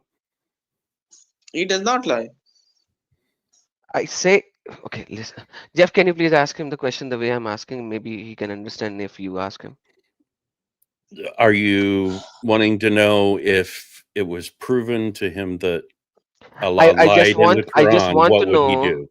I want to know if I I show just him the want to know how evidence. can a God lie? It doesn't matter how By can he lie. not telling the No, truth. it does matter how can a God lie. By not telling the truth, It does okay? matter because we lie because of what we observe. But if God has observed something and he's above space and time, why would he lie? God is So eternal That's and that's a complete. good Why would he lie? question. Why would he lie? That's a good perfect, question to perfect. ask of any God. But if he The still thing is, lies, you always read you read plain words and you take the wrong interpretation of it, and then you base your argument on a logical fallacy. okay. What's the example that you want to give, Adam? No. Well, I'm let him going to give the first. example of the lie, and I'll point it. And what if Allah actually tells you in the Quran that he lied because of this reason? That is why he lied. He will actually tell Again, you. why would he lie? It doesn't matter. He will tell you as well why he lied. Like what would he lie? Like what would he lie? Why It would he lie? If doesn't he matter controls what would everything, he then lie. what If I is prove it does you matter. this, It actually does matter. It actually will does you matter. call your God a liar? Oh, Uh, okay. show me the Bring it up. verses. Show it. Hmm? Let's see it. No, Jeff.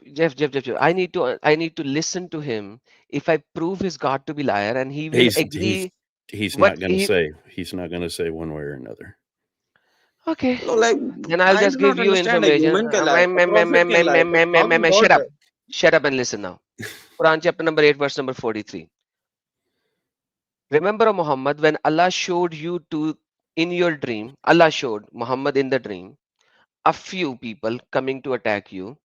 And if he had shown them many to you, you would have lost courage and you would have disputed in the matter. But Allah saves. Indeed, He knows what is in the hearts of the people. The tafsir actually says that Muhammad is going into the battle and Allah showed him dream, according to this verse, that the people who are coming to attack Muslimin are very few in number. Now, when Muhammad and his army is standing in front of the Kuffar army, and the Kuffar army is really, really big, and they're like, Muhammad, you lied to us. You lied to us, Ya Muhammad. There And are this too is many. this is And in Allah, the Quran. this is the Quran, and Allah says, Muhammad, and Muhammad is not justifying himself. It is Allah who gave me the dream that they were few in numbers, and if Allah would have shown me that they are more in number, we would have lost courage. Next verse. And remember, he showed them to you when you met them, a few in your eyes. So Allah is lying to his own prophet so that he could take his prophet and his believers to So he wouldn't be war discouraged. so they won't be discouraged. So what can I do with this kind of a God who is a liar? Well, in Islam, lie is defined on the basis of what? When you are talking about a war strategy, it is not a lie. I How is it? How so is it a lie? remember you were saying, why would Allah lie? He already has everything. He should not need to No, lie. this He is does not not need lying. to lie. Now Allah is lying. Is Well, he he lying did- to the enemy or is he lying to his own people? he that says that he lied to his own people. I mean, that's what that says. He does That not. He did not lie to the enemies, Jeff. Remember, he lied to his own people. Yeah, I see. I mean, he tricked No, them no, up he did so not they lie. It is a wouldn't. test. For example, my Christian brother How is is it a sitting here. test? Backstage, Jeff. How is this a test? When he test would be, Allah would say they are more in number. I command you to go. You will win. That is a test. That Allah would is make more of us more. That's more of a test to say, yeah. you're probably going to die, but I want you So to do I'm this. gonna give you victory, right? Yeah, that would be the test. That's the test. But this is not the test. This is deceiving your own followers to go somewhere. Now you are in front of the battle. Now you have to fight anyways. That is not the test. That No, you is- can I run mean, back. That is the test. I'm sorry, I can't argue that. I mean, that's deception to getting to do what he wanted him to do. Exactly. That's the Quran now. No, that He is was the he test. wanted If they to go to the wanted, Quran only. like, no. If they But went, they went to fight, and they saw more people. They could have turned back. So I mean, but you're just rationalizing why he gave him the lie, why he deceived him. But I think the point is that he did deceive his own prophet. Sorry, And I'm, the I'm, followers. It's a test. I- For example, I- when Allah said to Ibrahim, "Sacrifice your son," and a lamb came under him, is that lying or is that a No, test? lamb did not come under him. Please, according to Quran, it did not. So please don't No, change the topic. and Why? but- Right and- now, wait. right- Even if you use that example, he was tested by something terrible. He was tested to do something terrible. He wasn't kind of tricked into doing something, tricked by being given the impression that something was going to be easy and then it wasn't, is just the opposite. So those aren't the same thing. so now here, your Allah is a liar. But can you repeat? No, Allah is not a Just- liar. Because He just how do said- you define the reference to few? he agreed here For example, that he is a liar. listen He to me. agreed You here may he shout lied. afterwards. You may shout afterwards. Listen to me first. Can you listen to Did me? he not? No. How can you say he's not a liar when he is agreeing in the Quran that he lied? No. Few. How do you But no, define no. few? On the basis that how many Okay, people Jeff, are on one Jeff, side and how many imagine- people are on the other side. Imagine this. How do you Can you define listen to few? me? This is So You define Imagine few on the basis when of Allah showed you in the dream few, if He had showed to you many, you would have lost discourage and disputed in the matter to fight. So imagine now he needs to know how many few. It doesn't even matter. it does matter. I'll tell you how. I'm- Because in the battle of Badr, Who- there who's were there? few people. Who's there? I'm sorry. Can I you don't have listen a to me? dog. I don't have a dog in this fight. But this is like, if this is in the Quran, then this is the word of Would you listen to me first? God. Sure. If I can talk, then you can talk as much as you want. Go ahead. Okay. Yeah. I In rationalize the it out. battle of Badr, when there was 300 to 1000, according to Islamic scripture, it says that angels came to help them. Same on the battle of Uhud, that 5000 angels came to help them. In that sense, it was few. Simple as that. No. No, there's few or there's a lot. I'm sorry. I don't want to change your belief. I don't want to make you think that your God told a lie.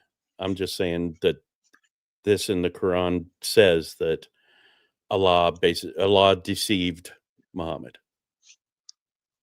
No, he did And not. Like, he showed them. they knew, and that they knew after this. They're like, well, what's going on? We were told one thing, and that's not the case. So I mean, even But that's how Muhammad they were is tested. They had admitting that angels he with them, was but they were deceived. tested. In actual reference, they were few. If you want to call that a test, then that's fine too.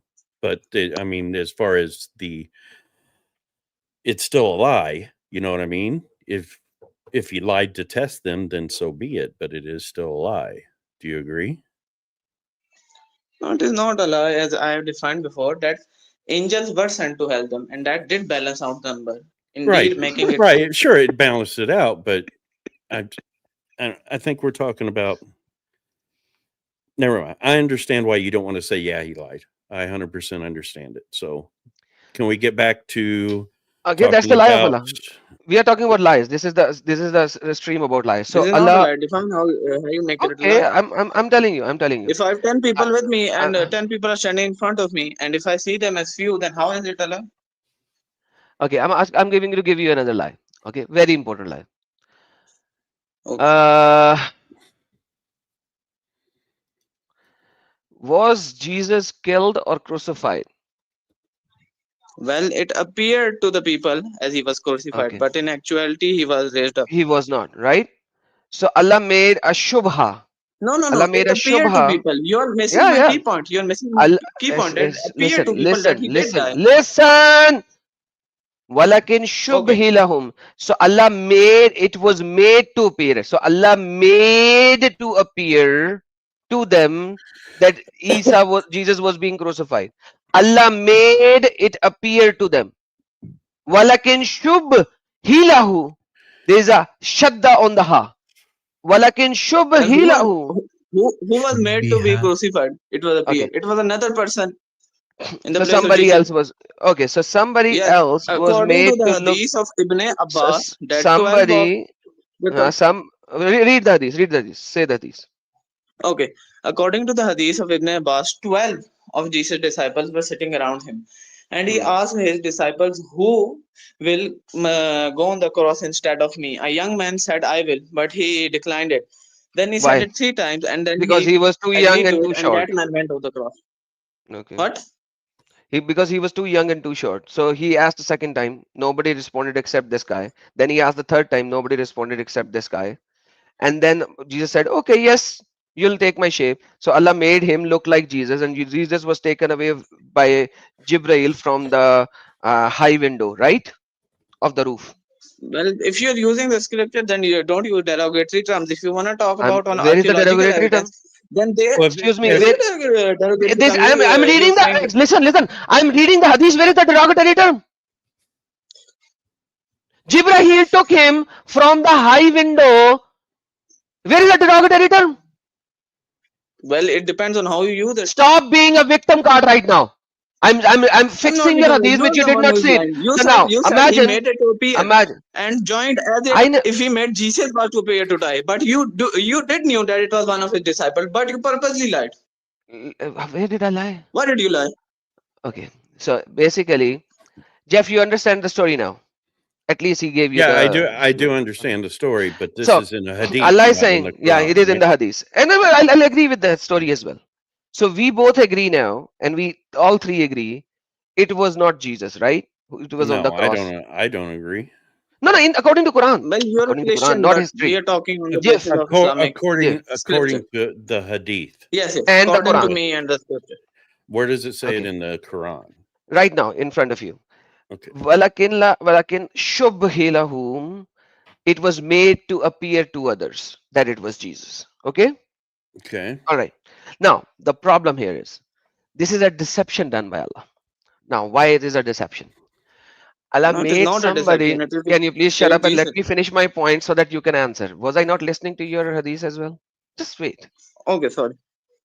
So Allah made everyone think that it was Jesus that was on the cross, but in fact, he deceptively made somebody else look like Jesus. So all the Romans and all the Jews and everyone over there assumed it was Jesus on the cross. What kind of a bigger liar than this can ever be? Yes, Mr. Jeff. Okay, let's I'm let's not asking assume you the right now. I'll give hypothesis. you the I'll give you the time to speak. I want to ask Jeff first. Oh, okay. Okay. Um, I don't. I don't think that it wasn't Jesus. There No, no, that's are history. there Forget are history. Forget history. Forget Bible. Forget all the historian of the world. Forget Romans. Forget Jews. Forget every single thing that you know. Just look at the Quran verse right now and the tafsir of the Quran verse which our brother gave you right now. Just look Uh-huh. at these two things only. Now, Okay. based on the Quran, that Allah made somebody else look like Jesus, who was crucified on the cross, nobody knows. Romans think it was Jesus, Jews think it was Jesus, all the rest, the people who saw somebody on the cross think it was Jesus. Mhm. Is it not the deception of the highest level, or is it something else? Well, you talked about that's history, but I would say that that is not true. I would say there's Oh man. historical facts saying it's not true, and Yeah, forget I historical would facts. We are also not ask talking this. about historical facts because Allah Right. doesn't give historical facts in the Quran. Forget historical facts. So now I would even also you, ask this. Wait, even you are not agreeing because you why? saw somebody else on the cross. Now everybody, according to history, saw somebody else on the cross. So all the historians are wrong because they saw somebody else on the cross. Isn't that the deception of the highest level? That even right now you are not agreeing to that because you know, according to history, according to Romans, according to Roman historian, according to the Jewish historian, according to all the individual historians of the world who ever done a historical critique on the crucifixion of Christ, they found it was Christ who was crucified. So, but this was all a deception of Allah. He made somebody else look like Jesus on the cross, and now every single person of the world, whoever does a historical check in the history in the past, they all think it was Jesus, but actually it was the deception of Allah. Don't you think this is the highest level of deception of Allah that He can ever do when it comes to lying? Please answer me, sir. Well, it's deception Okay. either Firstly, way. let's assume the hypothesis that another man was hanged. Uh, I Jeff. want to know why did if this is true, why did Allah sacrifice somebody else? No. Stick to the point, brother. Jeff, I made him Well, this- backstage just that for a kinda is second my point. because our topic is lie. So if I do such a thing that every single person in the world be deceived by that deception, isn't that the lying of the highest level? Well, yeah, I mean, either way, either Thank you so very much. Okay, now I bring him in. Yes. right, either it's lying that Christ was actually crucified and is saying it's not, or it's saying I lied to everybody there so they would think it was Jesus. Thank you so very much. So it was a lie. Thank you. Now I'll give him all the time of the How world to we speak. My brother may not speak. Time is yours. Whatever you want to speak. okay. Let's assume the hypothesis that it was not Jesus. Someone else was crucified. There's no Okay. hypothesis. Allah is saying that. We agree. I agree. So I am talk to me assuming without a hypothesis hypothesis. to explain to your situation. No, is it hypothesis or is Allah telling the truth? No, That I he am did using that. hypothesis to explain to you an How can explanation. you use a hypothesis when it is already there? Oh man, I'm not saying that someone else not of the shape of Jesus was crucified. I'm taking an hypothesis. Let's say if this happened, what would happen? What Hold do you on. mean by what would happen? If this is in What the would happen? Quran, They would don't wait you a have second, to brother. say Wait a that it second. happened? This is okay. So let's say someone else was crucified for the sake of it. Then what would happen to Jesus? They would know that Jesus is alive and they would be behind him and his message. So what was the purpose of crucifying him? Secondly, Allah Just a breaks second. the Just a second. okay. According to Islam, did Jesus worship Yes. Allah? Yes. Okay. When they saw him crucified on the cross, after Yes. that, was that message preserved? What? That Jesus was a Muslim, was that message preserved? After being Well, after crucifying somebody else, was that message yes. preserved? Yes. Yes, it Okay, is true. show me one single gospel that you have right now in which Jesus Yes. was worshipping only Allah and nobody else. Well, he went to the Garden of Gethsemane and bowed No, down no, to no, his that is father, the to his current, grandfather. that is the current gospel in which he said, Yes. I and my God is one, in which he also said that in which he did not stop anybody to worship him What do you mean because by just I and the God is before, one? What do you mean by that? wait. In that, Let's discuss the in verses that if one, you want. no, shut up and I'm listen ordering first. some lunch. I'm not, Okay, I will. I'm not going there right now. I'm giving you everything. Did he allowed Okay. Thomas to say, my God and my Lord? Did he not allow people to worship him? So basically, if you do you agree No, with the where is it that he gospel allowed that we people have to right worship now? him? The Trinity was a forgery made by the Council of Okay, that was a Constantinople in forgery. Okay, that was a 334 AD. Come on, forgery. Why did man. it take? That is a I'll forgery. ask Okay, you, okay, why okay. did it take? Backstage. That is a forgery. Guys, did you understand Trinity was a forgery? Okay. Yeah. So the message of real Jesus was not there. It is changed. So the purpose of Allah to lie, it did not fulfill because the forgery was done. If the forgery was done, then the purpose of Allah did not fulfill. Yes, Mr. My Uzair. So Christian where is brother the here fulfilled? believe that Jesus will come back and restore peace. That's why Jesus was saved. So once If again, the message was to be preserved, then there was no reason for Islam. so the preservation did not happen. You're Where is using a the logical fallacy. no? There is nothing logical fallacy. You are It using a is because logical. what was the purpose of saving Jesus? The purpose of saving Jesus So what was was the that he would purpose? return and maintain order. Wait, wait, wait, Why wait, can't wait. we? I need to understand this. So Jesus, the idea is Jesus wasn't at the one crucified, so he could come back. What, at resurrection at the end? The story where he comes back and saves everybody. Is that what you're referring to?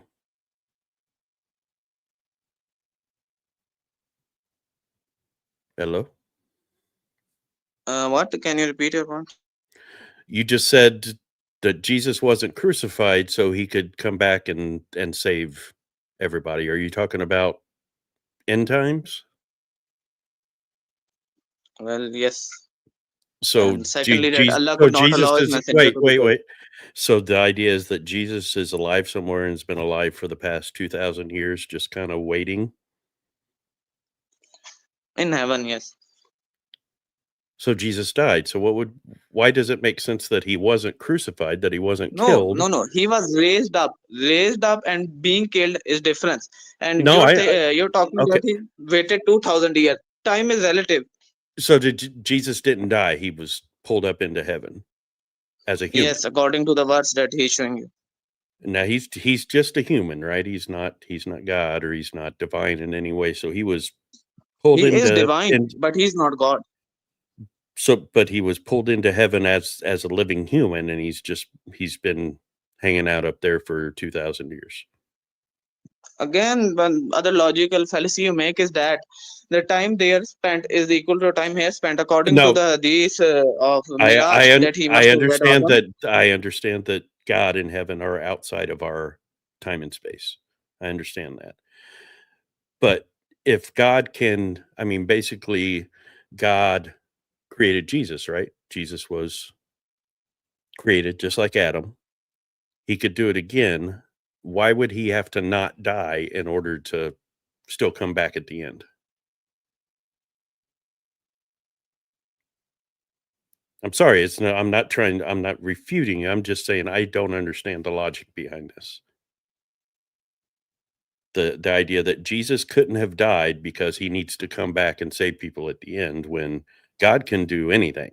So even if Jesus died, he could still bring him back at the end to save everybody.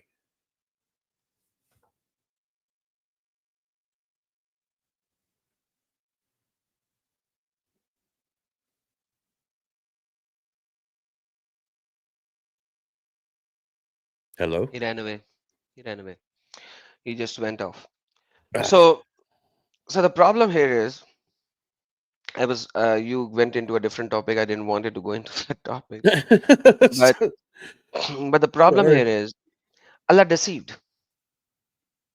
2 No, billion people. I understand exactly what you're saying. Yeah, you were No, not no answering matter me right. That you were right. again and again going to the Well, I historians and did. everything. No, I The did. No matter the how you look at this, either Hmm. he lied to all the people there that were witnessing, or he's lying about it actually being Jesus that was crucified. One way or another, it's a lie. So there are two theories according to Islam. One theory is what he gave. This is the spawn theory that somebody else was made to be killed. The other theory is that Jesus was on the cross and then Allah raised him. The third theory is they thought that they killed him. And then he was spawned up and he never came back. So there are three different theories, but majority of the Sunni Islam accepts the theory that there was somebody else was put in place of Jesus. Now, I showed him that Allah deceived his own follower, and this was I was showing that Allah deceived the enemies. This is the deception of enemies. Hmm. So these are the two things, as we see, that Allah lies to his own people and Allah lies to the enemies as well. So when Muhammad said that lying is halal for you when you say good to your own friends, Allah is doing that as well because he was doing good to Muhammad to take him to the battle of Badr because Yeah, he Muhammad he got was him to do what he needed him to do. exactly, instead of saying, hey, go there, doesn't matter how many they are, you'll be victorious, I'm with you, just go. Allah actually lied to them and he showed them few to them, and that is how Allah did. In this occasion, Allah lied to the enemies, the Romans and the Jews, by making somebody appear like Jesus. And here the problem is that an innocent person was actually put on the cross because of Died Allah's deception. died a horrible death. A horrible death, and because of Allah's deception, because he wanted to preserve somebody else. That is the pure deception of Allah in both manners. I wanted to finish my stream with a bang, but I had to come here earlier because of Uzair, because he was going into Quran and Quran only. Now these are two lies that are written in Quran, assuming 600 years when Quran came and told everyone, hey, that wasn't Jesus. So for 600 years, everybody who saw Jesus on the cross, know they saw it from their eyes, they heard him from their ears, and they're like, Jesus died. 600 years, this lie remained. Allah kept everyone in his lie for 600 years. And even right now, after 2000 years, the historians, when they look back in the evidence, they all agree that Jesus was on the cross. Because who will accept these silly words that it was somebody else who was made to appear like him? That is the reality. By the way, your friend is back. I'm gonna go on mute. You talk to him. Uzair is Okay, back. what was I talking? Sorry, my charging ran out. All right, what are we talking about? Deception, I guess. Isn't that Okay, deception? so well, I'll explain it. Allah keeps agreement My with those who question is, keeps isn't that agreement with. deception? No, it is not. Define deception. How do you call that deception on the basis of defining deception? Well, wait. If we're talking about what it says right here, that it's deception either way. I mean, this. If you go saying this is the word of God, God says this is what He did. He deceived. I Okay, mean, wait a second. that's Let the me word. talk He about it. deceived all of According these to the people. Okay. according to the hadith of Ibn Abbas, the 12 disciples knew this, but now you would question that why isn't it recorded in history? Simply because the oldest gospel fragment you have is around from 200 AD, 200 years from when the event occurred. So obviously there was some change.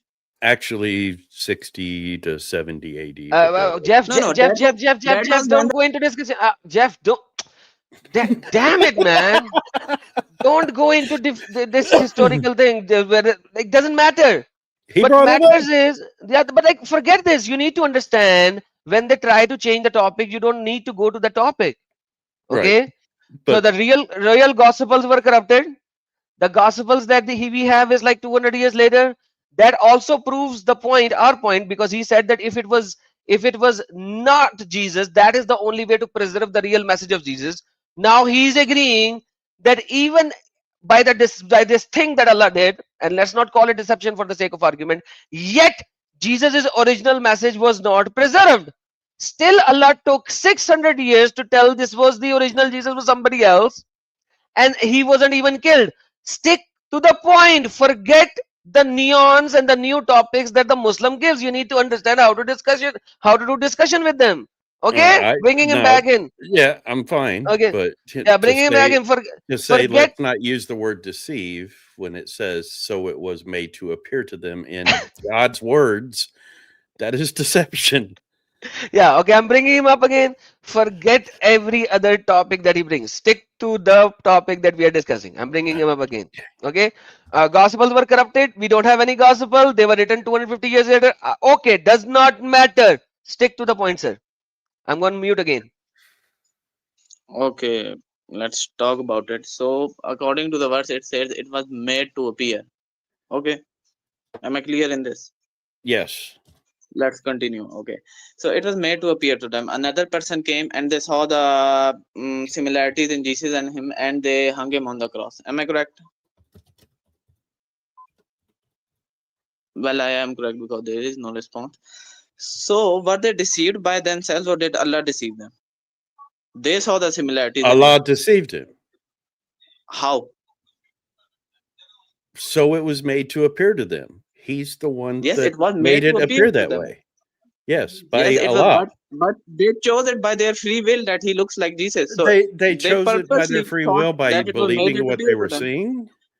I'm sorry, man. That's really weak. That is really, really weak. They chose by their free will to see the wrong person as being Jesus. No, they didn't. No, that's the thing. They did not know that it was the wrong person.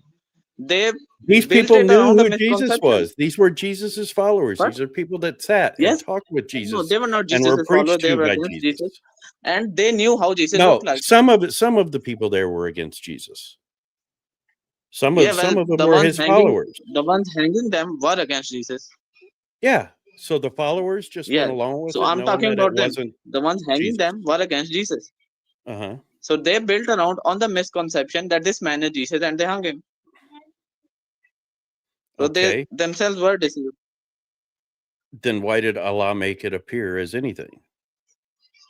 Well, Allah made it appear to save There- Jesus. There were lots of people there. It's not like it was just the people that were putting him on the cross. These are Well, people that obviously the people whether who supported even if they didn't follow Jesus, there were people there that didn't follow Jesus, but weren't the people that were crucifying him. On what basis There were do you people say that? that knew what Jesus looked like. But on There- what basis do you say that? Because the Jews were there. There were the Jews that wanted him crucified were there. They weren't going to go Well, with having the Jews somebody were else there, but crucified. the Jews were there, but they were against him, weren't they? Yeah, so they're not going They to were let not somebody neutral who is people. Either not people Jesus. supported him, Listen, Jesus, or they didn't support Jesus. Listen. Let Okay, me talk. okay. There were lots of people there who knew Jesus, who knew who Jesus was, knew him by his face, by his voice. Some of them were followers of Jesus. Some of them were the people that wanted him crucified. The people that wanted him crucified were not going to let somebody else take his place. So how were they deceived into thinking that it was Jesus? What? Sorry, I couldn't hear you. The Jews that wanted Jesus crucified, that were there, how were they deceived into thinking that it was Jesus that was being crucified? By their own perception, because we recognize people on the basis of facial expressions, body language, body. So you're itself, saying and they got an exact clone? They got somebody who looked exactly like Jesus, so much that it fooled the Jews that had been talking with Jesus for years? Well, yes, that's what the Quran says. I'm sorry, that's silly. But that's not what the Quran says. It says, no, he wasn't killed. It was made to appear to them. And those who differ therein are full of doubts with no knowledge. They were deceived into thinking that it was actually Jesus. Well, they weren't Yeah. deceived by their own eyes. Basically, it says Allah says He's the one that did the deceiving. I'm sorry, that's the way it reads Well, to me. how did Allah made them deceive? Did Because Allah force Allah them can to be do deceived? anything. No. Allah Did can do Allah anything. force them to be deceived? Yes, Allah Yes, can do anything, but did Allah force them to be deceived? apparently so. Yeah, that's what I'm getting from it.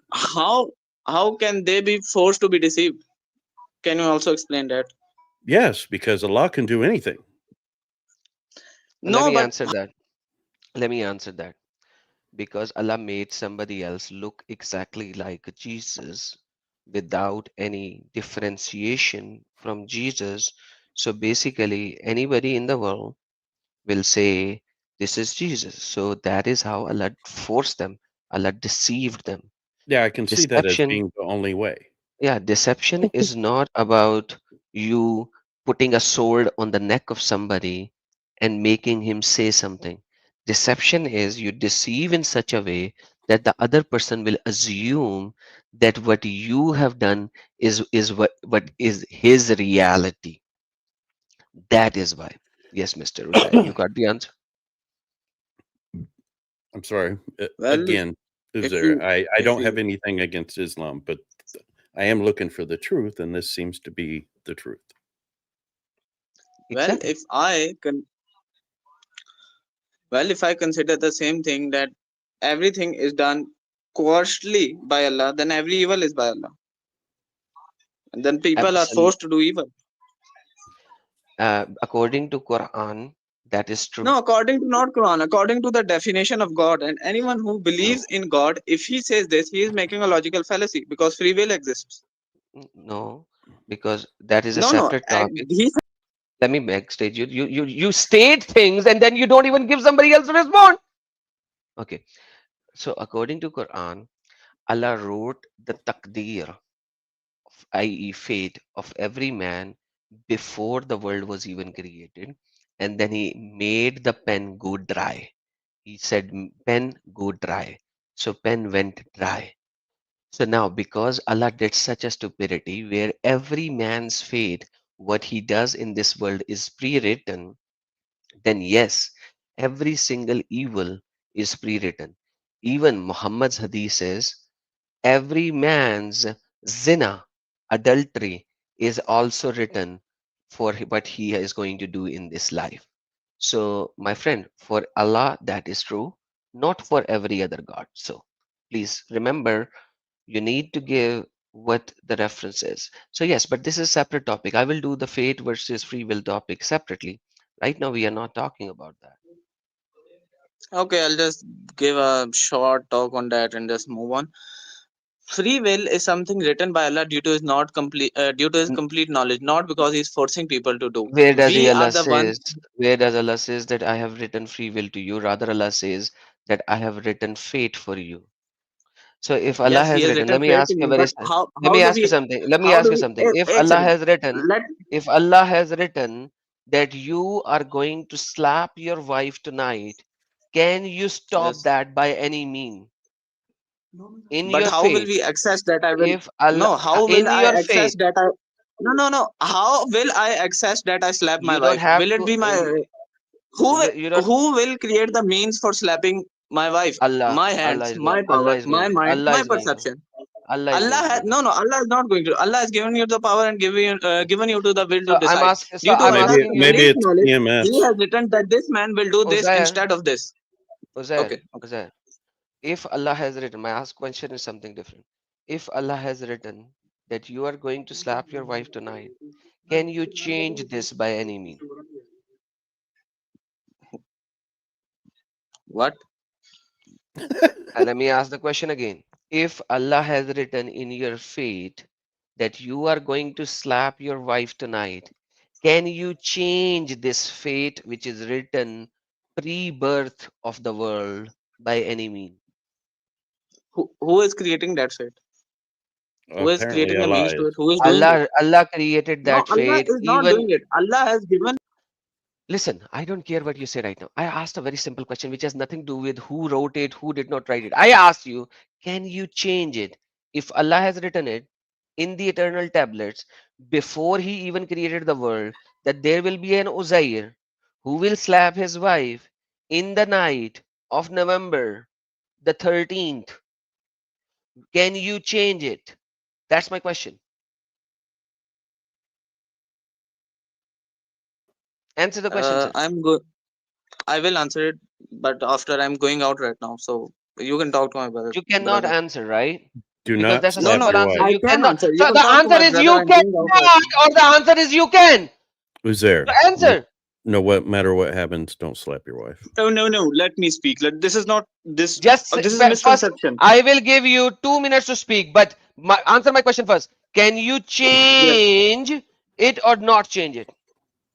Oh, let me ask this. Can you change the? Just shut up, man. Get lost. Get lost. So this is the problem. They will never answer you straightforward. Okay. The question is very simple. The answer is very simple. He cannot change it. He cannot change it. So if he cannot change what is pre-written, then there is no free will. Free will happens when you have the freedom to change certain things according to your own desire. And that is why Allah is the worst God in the history of worst gods. Why? Because Allah cannot even ask you to go to hell or send you to hell or heaven because He pre wrote everything. If He pre wrote everything and I can't even change it, I can't even change it, then I shouldn't be put to hell. Allah should be put to hell. Do you understand, Jeff, what I'm saying? I do understand what you're saying. Free will is a whole separate argument, though. Yeah, and it has nothing to do with this one. But anyhow, this one was already over. He doesn't even accept that this is not deception, but everyone with the sane mind accepts that this is a deception. This is a deception. And this deception is here so far. So and so that Well, I mean, oh, it kind of fits into the whole theme of what we've been talking about. Is basically you're not supposed to deceive, but if deception leads to a good outcome, then it's okay. I mean, is that not it in a nutshell? All of these different rules. exactly. Don't lie if you can get what you want by not lying, but if you have to lie to get what you want or what is good, we'll even limit it to just what is a good outcome, then it's okay to lie. You are absolutely right, sir. I Now, mean, yeah, that seems to be the case. absolutely. Even so and so, if you look at this one, which you already know as well, it says that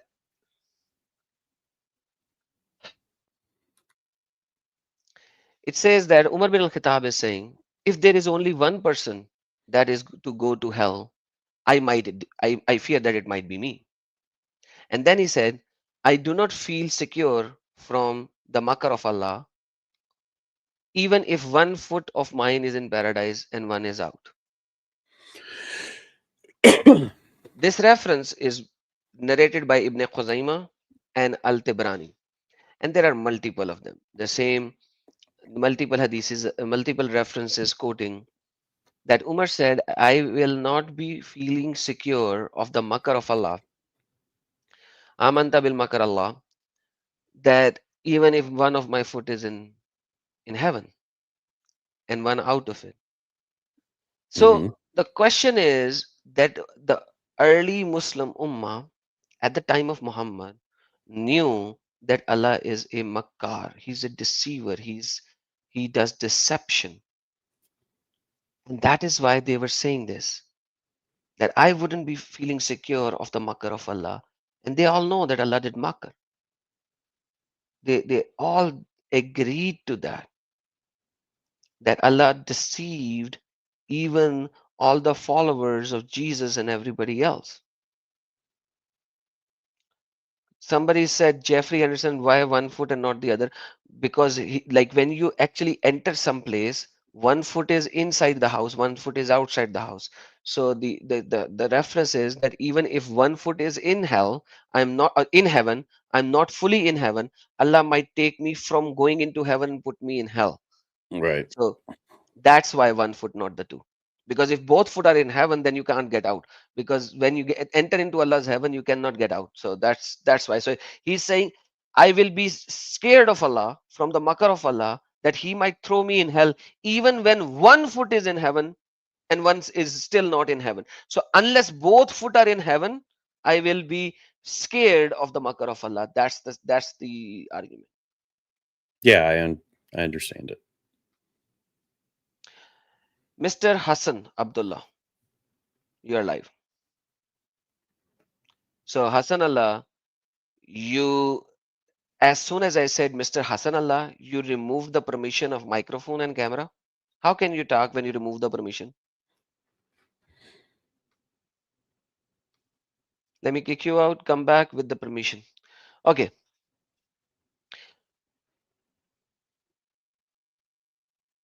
Hassan Abdullah, come back by giving permission to mic and camera. So deception of Allah is a total new thing. For example, I'll give you another example. Another example of Allah being deceiver is, Allah says, supposedly in the Quran, that immoralities are bad. Okay, let me show you. La, la, la, la, la, la, la, la. Let me show you. Du- du- du-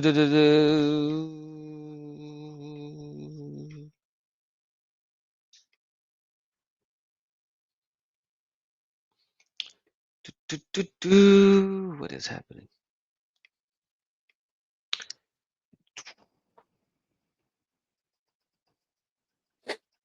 While you find 16:9. that, Number I'm gonna 16, use verse number 9. restroom. Yeah, sorry. Yep, You're saying be right something. back. Yeah, I'm going to use the restroom real quick. Be right back. Oh, you have to use restroom as well. You are not robot. I thought you are a robot, but you are not a robot. That's bad. Okay. So Allah says in the Quran, Allah commands justice, the doing of good, liberty to kinship and kin, and He forbids the shameful deeds and injustice and rebellionship. So this is what Allah is saying, that He kind of kind of does these things, kind of, you know, He kind of do these things. I have no idea what these things are, by the way. Does anybody know what these things are?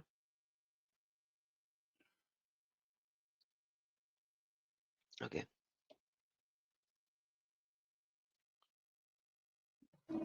Hassan Abdullah is back. Yes, Mr. Hassan Abdullah. Yes, I am back. You did not let me finish. I first came as Uzair Minhas and you did not let me finish my answer. Okay. Now let me give your answer. No, listen. I told you something and you don't listen to me. Well, understand what I'm going to say.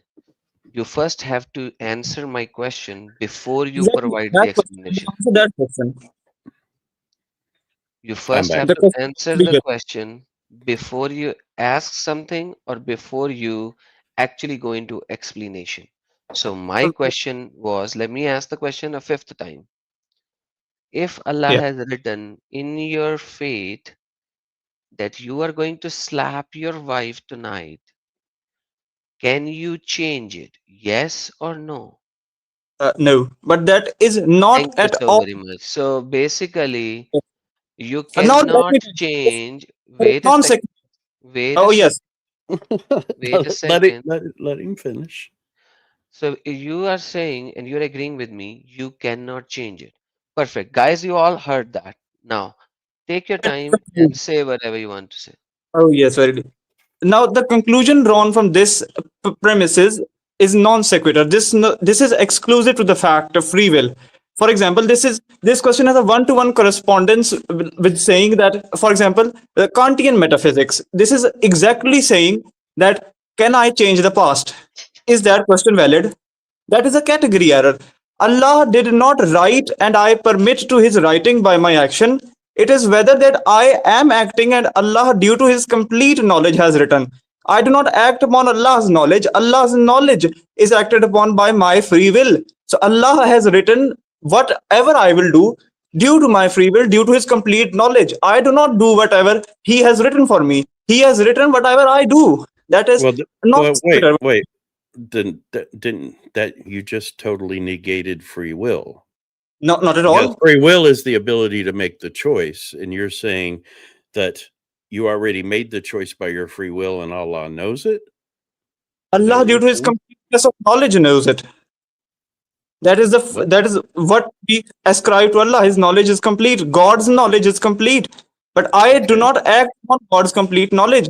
God, by the virtue of His complete knowledge, knew what I will do, but I do not act whatever He has written. Rather, whatever I have acted is written, So not you're in gonna words. you're making the decisions. God just Yes, already exactly. knows what you're Decisions are going to being made by decide me. with your free will. Yes, exactly. I have made the decisions, and God, due to His complete You cut out. We lost you. be, because God's knowledge is contingent. The knowledge of this universe is contingent. Contingent on what? Contingent on the premises whatever God is referentiating me to. For example, if God has the premise that His completeness of knowledge will be by virtue of my free will, then my actions have predetermined God's knowledge, not inverse, because Okay, that will be, yes. wait.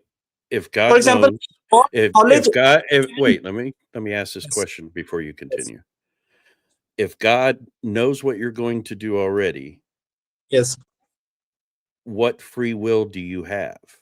If everything, that means that everything that you are ever going to do is Yes. predetermined. God knew That that, goes but directly God did against not. free will. Not at all. It will be Well, against free will. no, And God, if you know the future and yes, it can't be changed, that yes. is not free will. That is No, just you going through the motions. this is a category error. The past cannot be changed. I cannot say that the past, due to the past, cannot be changed. That is, that free will does not exist. God's knowledge is complete. It can be in Bayesian metaphysics. God's completeness is contingent in itself. If I say God's knowledge is complete, what is the meaning of contingent? I'll have to resort to Kant, for example, or to Bayesian metaphysics, or to, for example, let me tell you, God says, my knowledge is complete by virtue of completeness of whatever premises He has defined to His completeness. For example, if the virtue of His completeness is my free will, then whatever action I am doing is inherently God's knowledge itself. God's knowledge does not need to be pre-written in the form. God's knowledge needs to be complete by premises, not by virtue of content. Whatever I do predetermines God's knowledge, not Is whatever there God does okay? determines. Is there anything that you can choose to do that will change your path, that will change what God already knows is going to happen? God does not know whatever is going to happen by virtue of His knowing. That His knowing has changed my action. Rather, my action is whatever He knew. So this is a category error. This is Jeff, exactly this You're question going in has a a Jeff, one-to-one Jeff, correspondence. Yes, Let me state you. yes. This question has a one-to-one. I'm gonna backstage. Jeff, may I be allowed to speak now? Because I know Please you do. wanted some answers, so please allow me now. Let me get him back up. There you go. Yes, my friend. Okay. Should I speak? No, that discussion is done. I don't want to do that one. I'm gonna bring you to Quran. So why does Allah Let us. guide some people and Allah does not guide some people? We are talking about fate and free will. Yes, Allah Why tests does Allah some people. guide some people and not guide some other people? And misguide some people. Allah Forget the never mistake. misguides. Yes, we can tell Yeah, that. yeah, The Jeff, permissive. yeah, please don't open other topics, yeah. Come on, No, please let me speak. relax. No, No, there are Hassan, no other Hassan, topic. Hassan, forget Hassan. Hassan, forget Jeff. I asked you something here. Allah says in the Yes, Quran, yes, whom Allah guide, he yes. okay, I thought this translation came into being. Hold on, let me get an easy translation. Hold on. Give me a second. Let me get Sahih International. Something happened. Sahih International. Okay. Now, Allah says, whoever Allah guides, he is guided. Whoever he sends astray, it is those who are losers. My question is, why does Allah not guide everyone? Allah guides every single person. The premises of this verse is This that ayat, Allah, okay, what is Allah, this verse saying? let me speak. There are premises to guidance. What is the premises to guidance? Allah tests them with certain abilities that will permit them to Allah's guidance. If they prove valuable or of covenant Why can't to I see that, that? Why can't I see that in the verse? because that the two conditions of being guided or not guided are contingent to premises by logic. There's no contingent of the promises of or the thing, because Allah says No, in no, the no. next verse. There Allah are says in the premises next to verse. being. Shh. Oh, chup hai. Allah says in the next verse in the context, and we have Yes, certainly created for hell many of yes, the yes. jinn and mankind. So if Allah has created certain jinns and mankind for hell, obviously He's not going to guide them. That's the logic here. No, no, no, no, That no. is why This is these a two verses. fallacy. That is why these two verses are on top of each other. Here Allah says, whoever Allah guides, He is rightly guided. Whoever He sends astray, it is of the loser. So the logic says, okay, let me read the passage. Let me see what the next verse is. And the next verse is, and we have certainly created for hell many of the jinn and mankind, and they have hearts which they do not understand. They have eyes which they do not see, because Allah created them for hell, so they can't even understand and they can't even see. Those are like livestock, they are like animals. Rather, they are more astray. It is those who are heedless. So your Allah is defining in the Quran the logic of Allah, not guiding them. Yes, sir. Let me speak. Let me speak.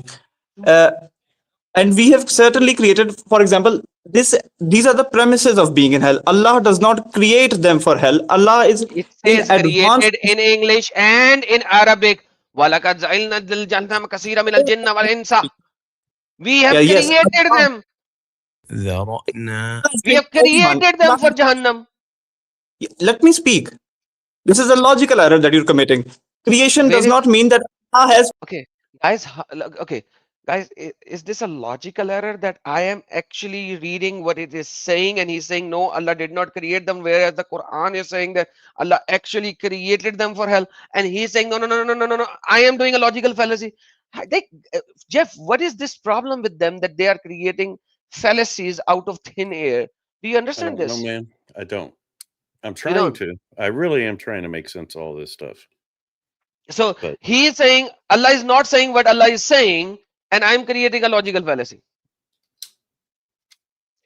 so he thinks you've mistranslated the words, I did not translated anything. This is their Sahih International. or This is Urdu. misunderstood, or whatever. Is that what Okay, he said? like so, Allah says we have certainly created for hell, and He's saying no, no, Allah did not create. So I am, when Allah is saying created for hell, and I am saying it says created for hell, and I don't know, I'm creating logical fallacy that it So says some, Allah so created for it says some people are created for hell. from the jinn and mankind, both.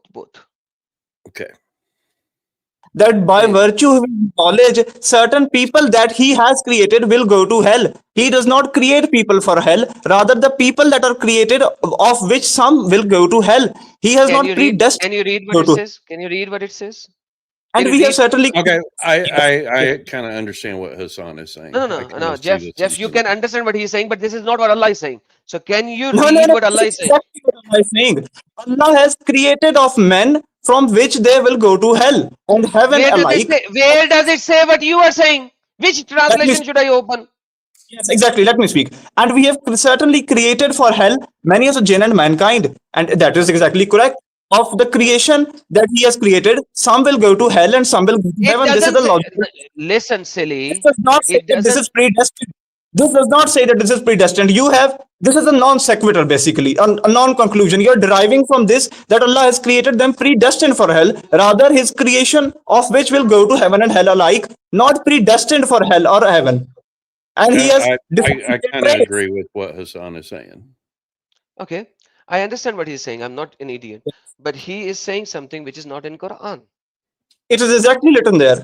It really, Yeah. it depends on how you read it. When I read it, having no bias, it says, "And we have certainly created for hell many of the jinn and mankind." Basically, Exactly. we've Certain- created all of these men and these jinn, and we know that some of them are going to end up going to hell. I'm Yes, not. exactly. I'm personally not taking that as we intentionally created people that we know are going to go to hell. But the Okay. problem with that Okay, wait. is Just if wait. everyone Allah creates, he already knows what's going to happen to him. Then Due to he's creating virtue of people that are going to Okay. go to hell. Okay. yes, exactly. Let me finish this argument as well. But let me finish. Do you think Allah will know? Sorry, Muhammad will know the interpretation of the Quranic verse better than this guy or you or anybody else? Of course. Well, you Let's see. assume so. Yeah, you assume so. Okay, so let's see Bukhari, and we Oh will go yes, back. that's It says the Prophet said Allah put an angel in charge of the uterus. So there is an angel in the panty of the every woman.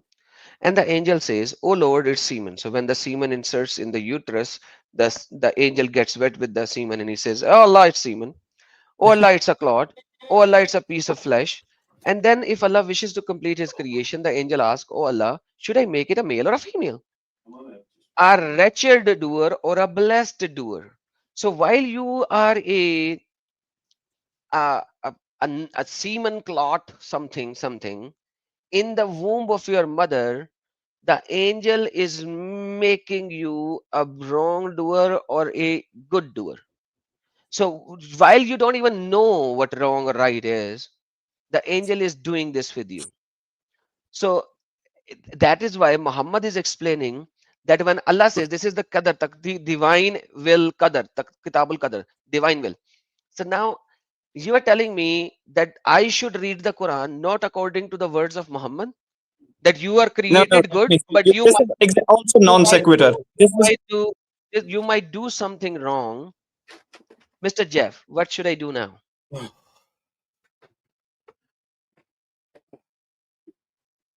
Mr. Jeff, can't hear you. Were you talking to me? Sorry, I was grabbing my Yeah, I was lunch. talking to you. I was talking to you. This war has made me need food.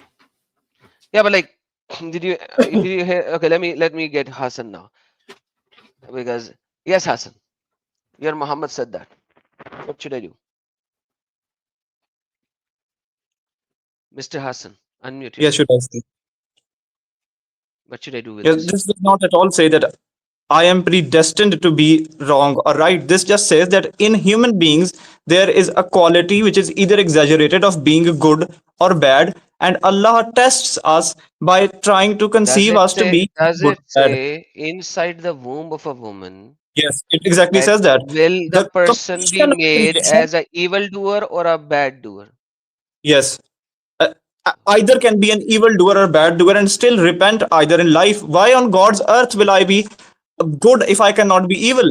I have both the ability to be evil and correct and a blessed person in virtue or vice. I can equally be, and then I can resort to God again in life. But That is what I am Allah going to do. That is says, the complete Allah creation. says, Muhammad said, Yes.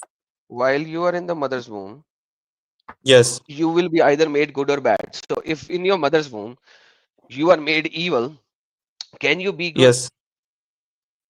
Yes. Exactly. You can be good. You're Can you not be good? predestined to be But made. For example, this is not Are you inductive to sure? the person's life. Are you Yes. sure? This fact, Are this you fact that sure? is written here.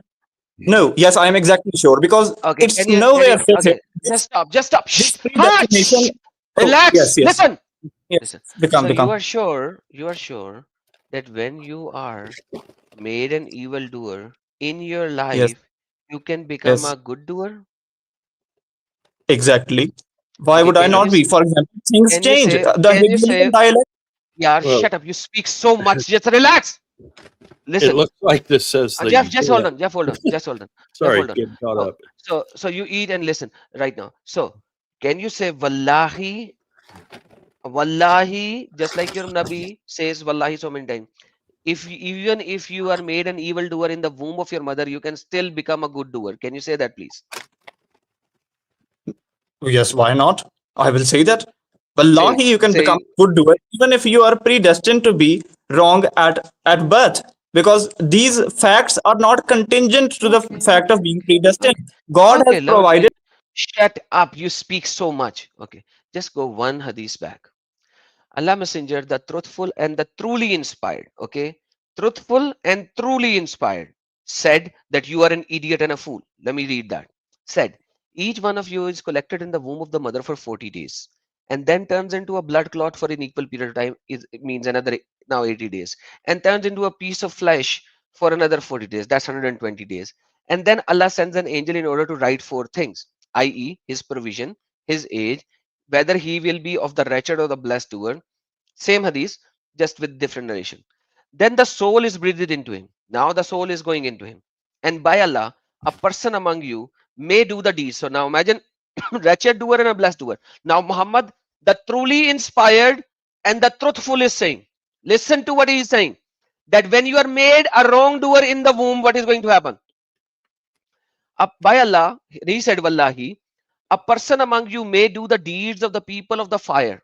Means he is an evil person, he's a rapist, he's a murderer, he's a thief, he's a robber, till is only a cubit or an arm breadth from him and the fire. Like it's the very edge. He's about to die. Okay? But then the writing, which Allah orders the angel to write, precedes, and he does the deed of the people of paradise and enters it. Means in his last dying breath, he will do something, not because he wanted to do it, because of the writing in the womb will precede, and he will enter paradise. A man do the deeds of the people of paradise all his life, 80 years. He is doing namaz, he is doing zakat, he is doing hajj, he is doing umrahs, he is doing good to people, he is the righteous person of the whole mankind that you can see. But now the death is there, he is one cubit between him and paradise, is about to die. And then the writing proceeds, which was written in the womb of the mother, and he does the deed of the people of fire and enters it. You just said Muhammad, the truly inspired and truthful, is an idiot, or according to Muhammad, the truly inspired and truthful, you are an idiot, because this is what it is saying. Mike is yours. Oh, why? Verily. I have been sent on earth to precede my free will to whatever God has written. I can say no to God. That is what being human means. It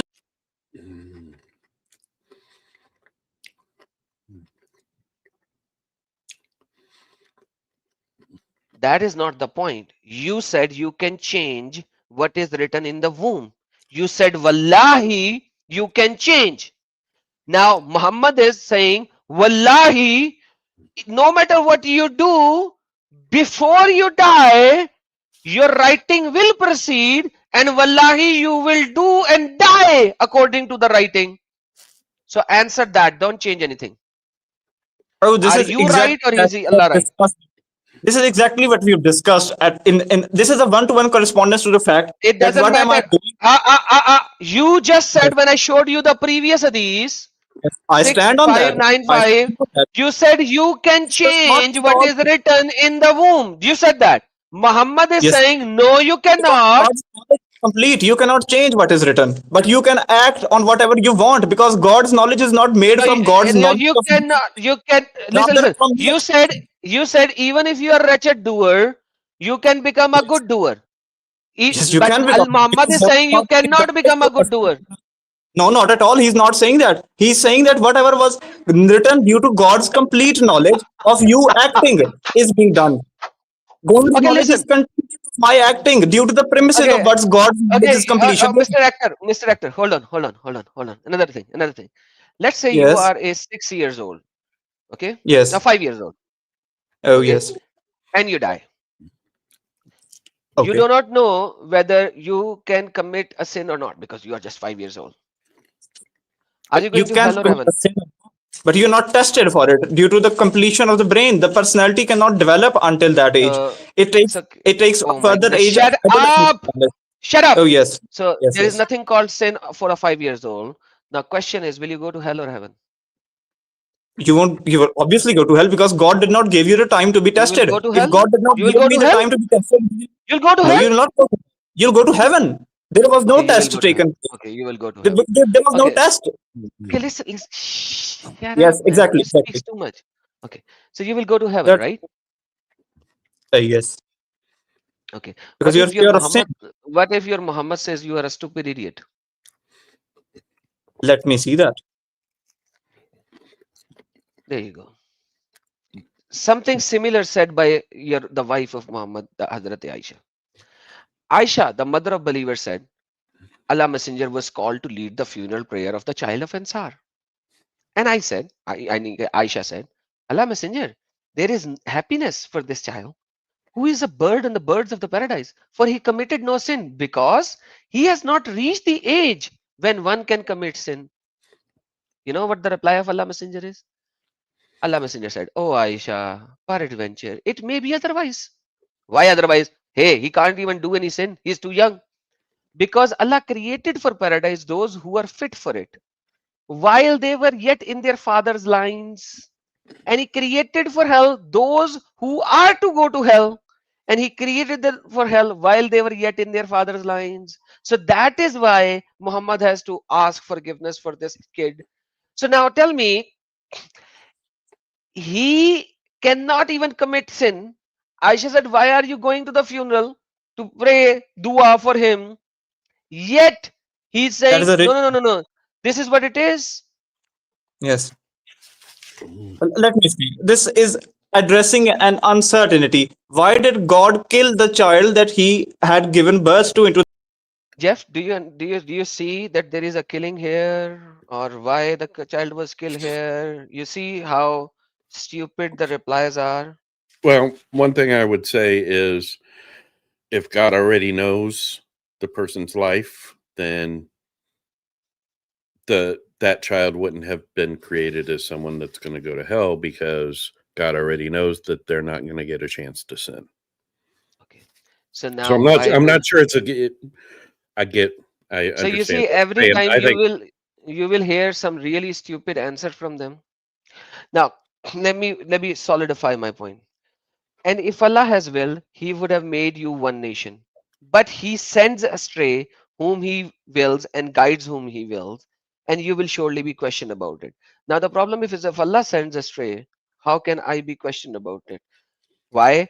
He created you to be a wrong person in the father's line.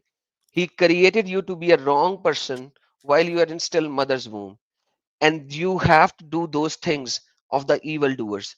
That is why Allah has to send you astray, because if He does not send you astray, you will be able to do good things. So Allah has to make sure that that you do the He was deeds right.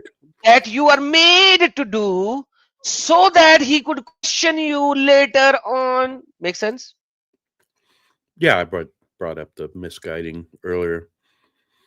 But Yeah. yeah, So, that's but like, crazy. why does He misguide? Why does He send you astray? Because He wants you to do exactly what you were made to. So that is why He's going to do that. That's That is why stupid. He's going to do that. Well, no, there is a misconception here. He has stated Everything is a the Prophet misconception. Muhammad Sallallahu Alaihi Wasallam, but let Everything me is a finish. misconception. Never let me finish. Allah has set premises for whoever He must set astray or pride him with His So He covenant said, to be who He sends astray? whoever He tests through His premises. Obviously, that is why we are here. So He sends astray people to test His premises. No. He first tests people on His premises, and if they fulfill the test, he either sends them astray if they do not fulfill it. Sends them Huh? astray means He does not guide them. This does not mean that He Okay, wills wait. No, sending you astray and does to not guide is different. La Yahdi means He does not guide. yeah, exactly. He does But not guide them. Mudil, He does not take their walakin hand. He does not guide them. yudlil or dil means sending astray. It doesn't say La Yahdi. It says yudillu. Two Yes, different they will be words. sent. They will So not be Allah guided. sends us. No, no, Valid. no, no, no. Two different words. Two different words. At all, Allah it's knows how to basic use Arabic. technology. It's not La Yahdi Allah. I'm not giving you the verse where it says La Yahdi Allah. I'm giving you the verse where it says La Yudillu, sends astray, means He moves them to a wrong path. If He has not guided them, they obviously necessarily move to a wrong path. That is a tautology. No, And he said other than that, Allah. he can, Okay, so just a second, just a second. So listen. So if he's not guiding them, they are already on the wrong path, then, right?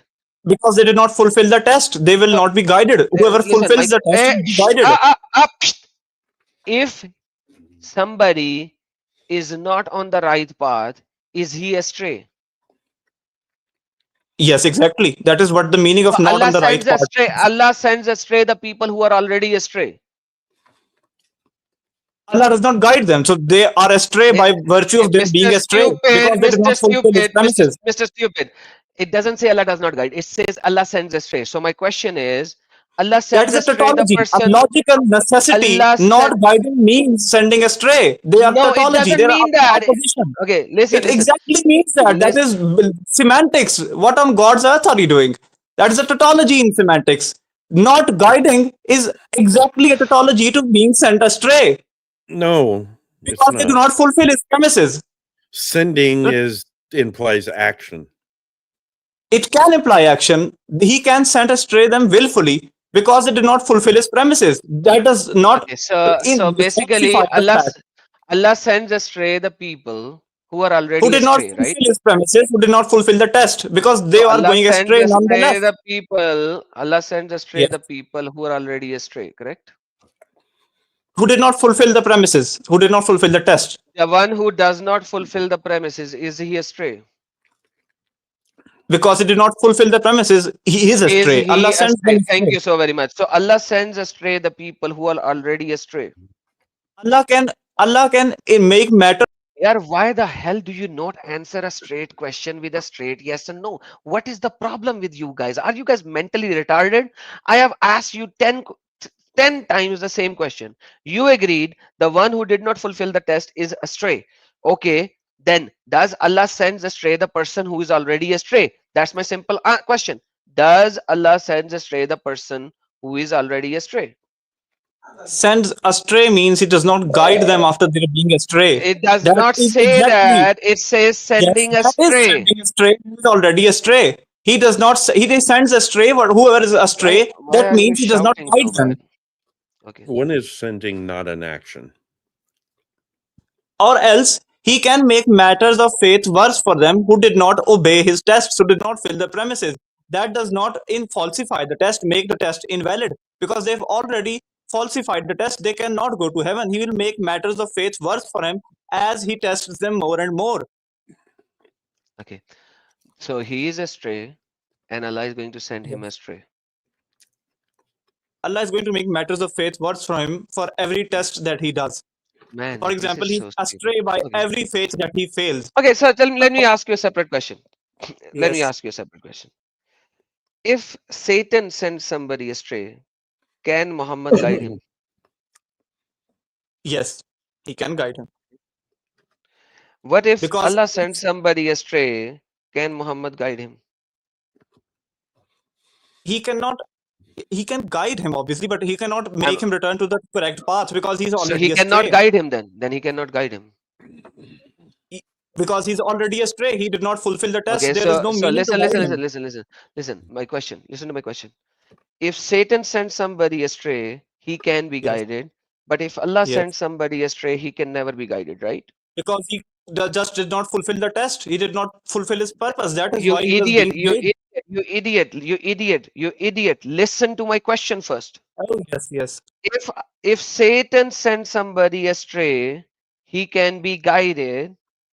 Yes. But if Allah sends somebody astray, can he be guided to the straight path? Yes or no? Not at all. Because these are two Not at all. categories different Not from each at all. other. Not at all. So, Mr. Jeff, this is the Yeah. verse of the Quran, chapter number 16, verse number 37. It says, if you should strive for their guidance, O Muhammad, like even Muhammad, indeed Allah does not guide those he sends astray. So imagine now And they here will have no guidance. So yeah, there's La Yahdi. So imagine what is happening. La Yahdi. He does not guide. Man yudillu basically. There's no shadda over there. So man yudillu. So Allah does not guide. It says La Yahdi. And I was saying that from the last 10 minutes that yudillu does not means does not guide. This sentence is saying, La yahdi man yudillu, whom he has sent astray. It doesn't say whom he has not guided. It says Allah does not guide those whom he has sent astray. So Allah does an action of sending somebody astray, and when Allah has sent somebody astray, even Muhammad cannot guide him, because Allah will not let the guidance reach that person. Yeah, that's what that says. Okay, let me bring him now, my friend. What is happening? There you go. That those are two different categories. If Satan misguides them, they are there to be guided still. If they have not to be guided and they have falsified the test, or they have not fulfilled the test that God sent them to fulfill in this world, then God sends them astray, which equally implies that He does not take their hand. He does not send them to the right path, which He could, but due Well, to the premises that they that failed, actually, He will not. sorry, that implies that he sends them down the wrong path. I said that's an Yes, action. that is It doesn't say he equally just action. ignores No, them. He sense does sends not them down the necessarily wrong path. imply an action. Rather the not the When does inconvenience of send not imply action? not at all, not necessarily. When? Sending can mean Give me an action, and example. not guiding is equally an action. If you have to take the premises of action for action, Okay, it even is with that, basically it says that once God says, okay, I'm not going to it guide you, or basically I'm says sent you once down the someone wrong is path, there is no misguided, redemption they are for you. misguided. Once they are done their purpose of being whatever they had to fulfill, and they are misguided for eternity. That is what it basically means, because that is what we are doing here. What on God's earth are we doing here So else than that, to there's no fulfill whatever redemption. purpose it is, and then to be guided or misguided? Whoever So sends, who fulfills the purpose, is either guided or misguided. God guides them before the premises, but does not lead them astray or take them to the right path after the premises have been fulfilled. These are locked actions. They will go to either hell or heaven, but before the premises, God will guide them. After the premises have been fulfilled, God will neither send them astray by virtue of Satan, nor let them to guidance by virtue of his messengers. That is what he has described in Quran verily. And in seldom has he has described those people who cannot listen nor hear. Okay, what I Because don't they get though is if God already knows, then what is the point of all this? God does not know by virtue of his knowing. I am not doing everything by virtue of God's knowing. Actually, So God God's doesn't knowledge know is what you're going to do. contingent to my doing. God's knowledge is God doesn't contingent to know my what you're going to do until you do it. not Is that what you're necessarily. saying? Completeness is contingent. Completeness can mean whatever it is. For example, completeness can be Bayesian. For example, whatever is happening is God's knowledge, a Bayesian completeness. That until I don't do something, God does not know that. It can be a Bayesian. It depends on the mechanism of God's knowledge, whatever it is. I do not have to care about it. I have my free will. I'll do whatever I want. God has to care So about God his knowledge. doesn't already know what's going to happen. So Jeff, give me a second here. Okay, Mr. Hassan, when Yes, Allah wants to destroy a city or a town, what does He do? yes. He does whatever destruction means. He can send them fire or No, rocks or water. when He wants to Yes, destroy a city, when He wants to destroy a yes. city, what does He Why do to does God destroy? destroy a city? I don't Because know. they have not fulfilled their premises. They have No, not there. fulfilled their test, their purpose. That is why he wants to Okay. destroy a city. God is not insane. God Yeah, God sent us is here to insane. fulfill purposes. Allah is No, not insane. Let me God. show it to you. Okay. Allah says in the Quran, when He wants to destroy a city, Yes, he He will destroy actually them. commands the city's most influential people to do evil so that He could destroy them. When we decide to destroy a population, it's not a population, it's city, Korea, a town, we first send a definite order to those among those who are given good things to do transgressions. Allah sends the order to the most influential people to transgress.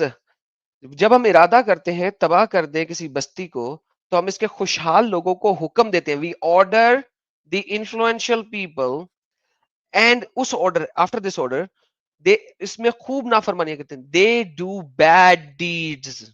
So when Allah wants to destroy the city, because he just wants to destroy the city, he just want to destroy the city. No. He does He not want to actually, destroy the shut city. up. He Oh, yes. wants to Okay. destroy the city. He says that when Allah decide to destroy the city, or if he intend to destroy the city, or irada karta hai ya chahta hai. Okay, so when he wants to destroy a city, he just wants to. So he needs to create some evidence why is he destroying the city. So what he does is he orders the most influential people to do bad things. He leads the influential people astray. He orders them to do bad things, means he leads them astray, orders them to go astray, and nobody can change the order of Allah. Hence, they do that. And then he destroyed them by giving the proof. See, they were doing bad things. That's what is No, that written. is not. Let me speak now. That is not. You're non sequitur, basically a non conclusion. God nowhere says that he just wants to destroy the city, or that It's right in front of you. the people. No, he says he wants, but why does he want? What has created that want? Obviously, the purpose that they were sent here. What That was the his purpose? order, that his definite order for the rich Yes. people to do transgressions.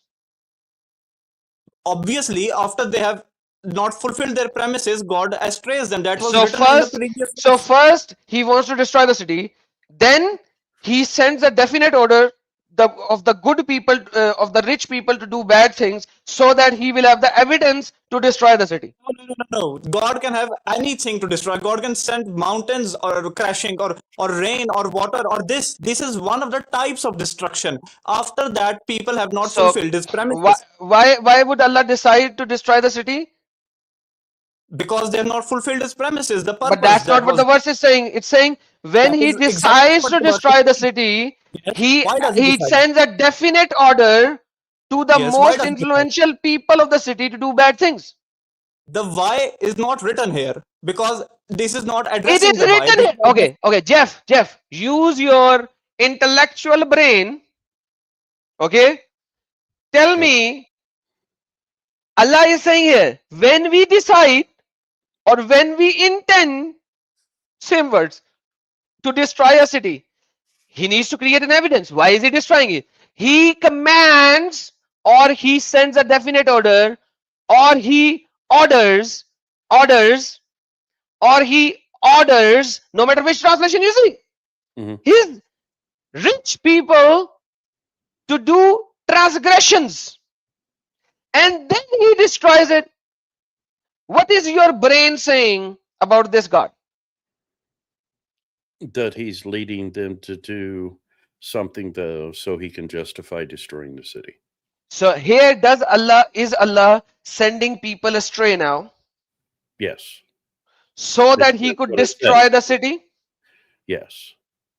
So he's leading That's people what astray I so get that he from could destroy the city. it. That's what I get from it. Yes. Okay. Now please talk to him. I'm gonna go on mute. Please talk to him. Oh, yes. Now, you haven't addressed why does he? Because God does not create something to destroy it. There is a purpose to it. We'll address that later. God wants to destroy that city after they have not fulfilled. The creation of the want is to the premises that have not been fulfilled. The city has not been purposeful to whatever it was commanded to be purposeful to. And this is just one of the types of destruction. God can destroy in any way, and God does not need to justify destruction to anyone on earth. Who does God need to justify his destruction to? God can wipe out existence right now. Who will ask him? He does not need to justify anything to anyone except to himself that he has stated that he will be just. And why will he be just? Because he will permit us to his test on equal basis through his justness, and that purpose that we will fulfill either will go to heaven, or if not, then he'll destroy us. He'll destroy Okay. us by Wait. For one, I'm not a Muslim, so you don't have to like preach it to me. no, But I'm not preaching. Sorry for that. right. My question would be, why is that in the Quran then? Because that is what the people do. That is what God does after they have disbelieved. That is the example of what they have done. Right, but I What mean, is the fate it of basically disbelievers? says, Basically, okay, what is the well, fate of disbelievers? but it says I'm okay. He's Yes. like, these people haven't done what I needed them to do, Yes. and it That says is that what I'm he has destroying. the affluent or the rich people basically he has them do bad things. Why? Yes, that is a form of destruction. They could not Okay. fulfill whatever the covenant was. Okay. God will destroy them. Okay. Because God I get has I get that. I get that. yes, But to Adam's point, he is then leading them down the wrong path.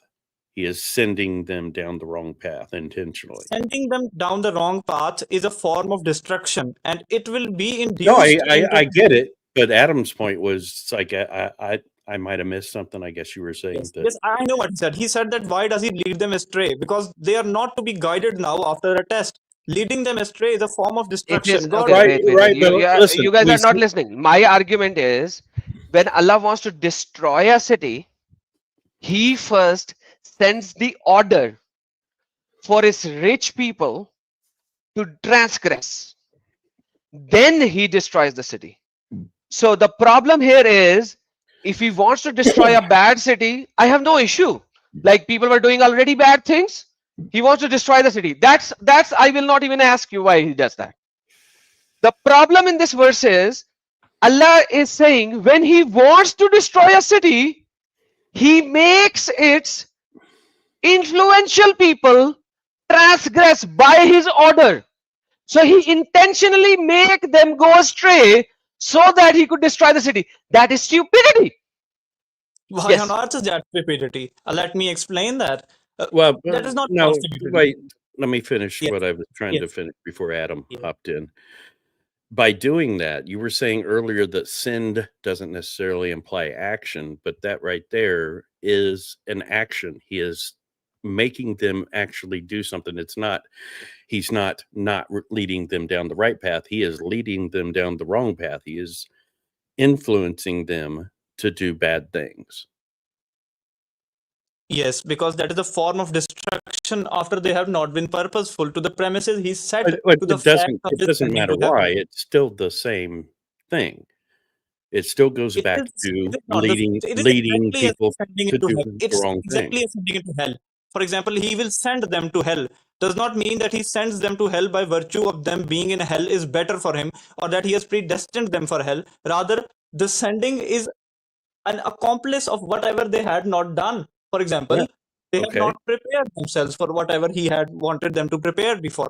And then Yes, he will when send he them to hell. sends them, it's an action. It's not like he just It is an doesn't. action. He doesn't Obviously, guide sending them is to an heaven. action. He actually sends them to hell. Just like Yes. sending them down the wrong path isn't just not sending them down the right path. It is Yes, deliberately why should he sending them send the them wrong to the right direction. path? He has tested them for the fact that they cannot go to the right path. Then he sends them as a form of destruction. He sends them to the wrong path, not as a form of reducing their free will or taking away their action of guidance, because they cannot be guided now. He has decided that they cannot be guided now by whatever premises he has set. For example, in the Quran, he has stated them. They have lost their purpose now. They are going to be either destroyed or saved by God, by Lord, Yes. or sent to I- heaven or hell.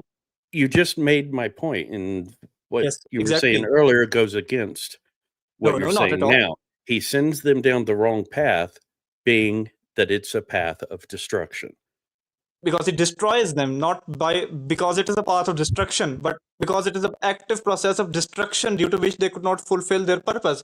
He is destroying them. For example, this is exactly a tautology to sending to hell, or destroying them by right. sending them. Yeah, that was the point of all of that earlier. You were saying that sending them down the wrong Yes. path wasn't an active thing. It wasn't an action. He was just not It leading could be them an down active the right thing. path. I never said it wasn't But an active. It could be an active or not an active, not Right, but it necessarily is. an active. It literally, there. like you It is said, is It is an active. an act of destruction. Yes, because it is a form of destruction, not a form of not guiding. Because they have Exactly. not to be guided anymore. Exactly. You were saying just Yes. the opposite earlier. I just Yes, wanted to it's not point that out. necessarily a form of action. It can be a non-action of not guiding. It can be sending by any virtue of any means. He cannot guide you. That is equally an action. Or he can destroy you Okay, by when he's sending them to hell, is that Yes. just not guiding them to heaven, or is he sending them to hell? Because they have not fulfilled whatever they needed to fulfill to be I- sent I- to heaven. I know why. We're not Yes. talking about the why, But Yes, when he yes. sends them to hell, that's not him Yes. just not guiding them to heaven. That's him sending them Yes, to yes. That that is him place. sending to hell. That is equally an action in inequality, basically, to not guiding. Both are actions, not just active and passive, but this is an active action. This has nothing to do with the fact that they could not be guided or anything else. Right. Well, the point earlier being he actively Yes, yes, that has, yes. sends people to their destruction Yes, intentionally. Yes. So he why do can Allah send, deceive them? because they could not fulfill what he premised for them to not be deceived. So Allah is the deceiver, right?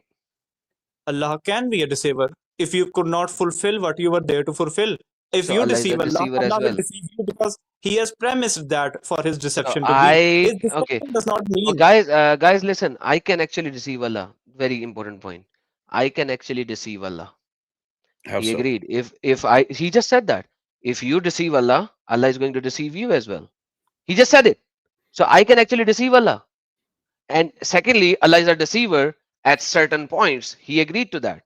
So Allah is a God who deceives as well. That is beautiful. Well, So we kind of he's the covered God that. who deceives, he's the God who sends astray, he's the God who misguides, he's the God who does not guide. So all of these things is in Allah. That's beautiful. Yes, Hassan. Now. Oh, yes. Those are all the negations of heaven. They are equally alike. I have said that when I have not fulfilled God's commands, I have deceived them. I have not deceived him Yeah, by so power Allah of is a my deceiver, virtue. right?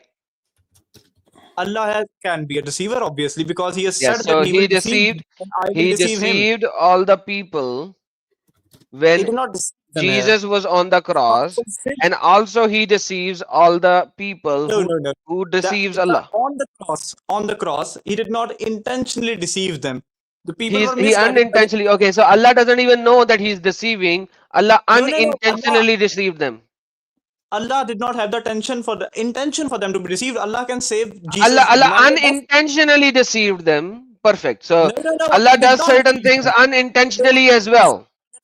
They have been deceived by themselves, by their misconception. They could not Okay, so recognize Jesus. Allah unintentionally deceived them. That's good. So No, here I never said in this city, Allah did not deceive them.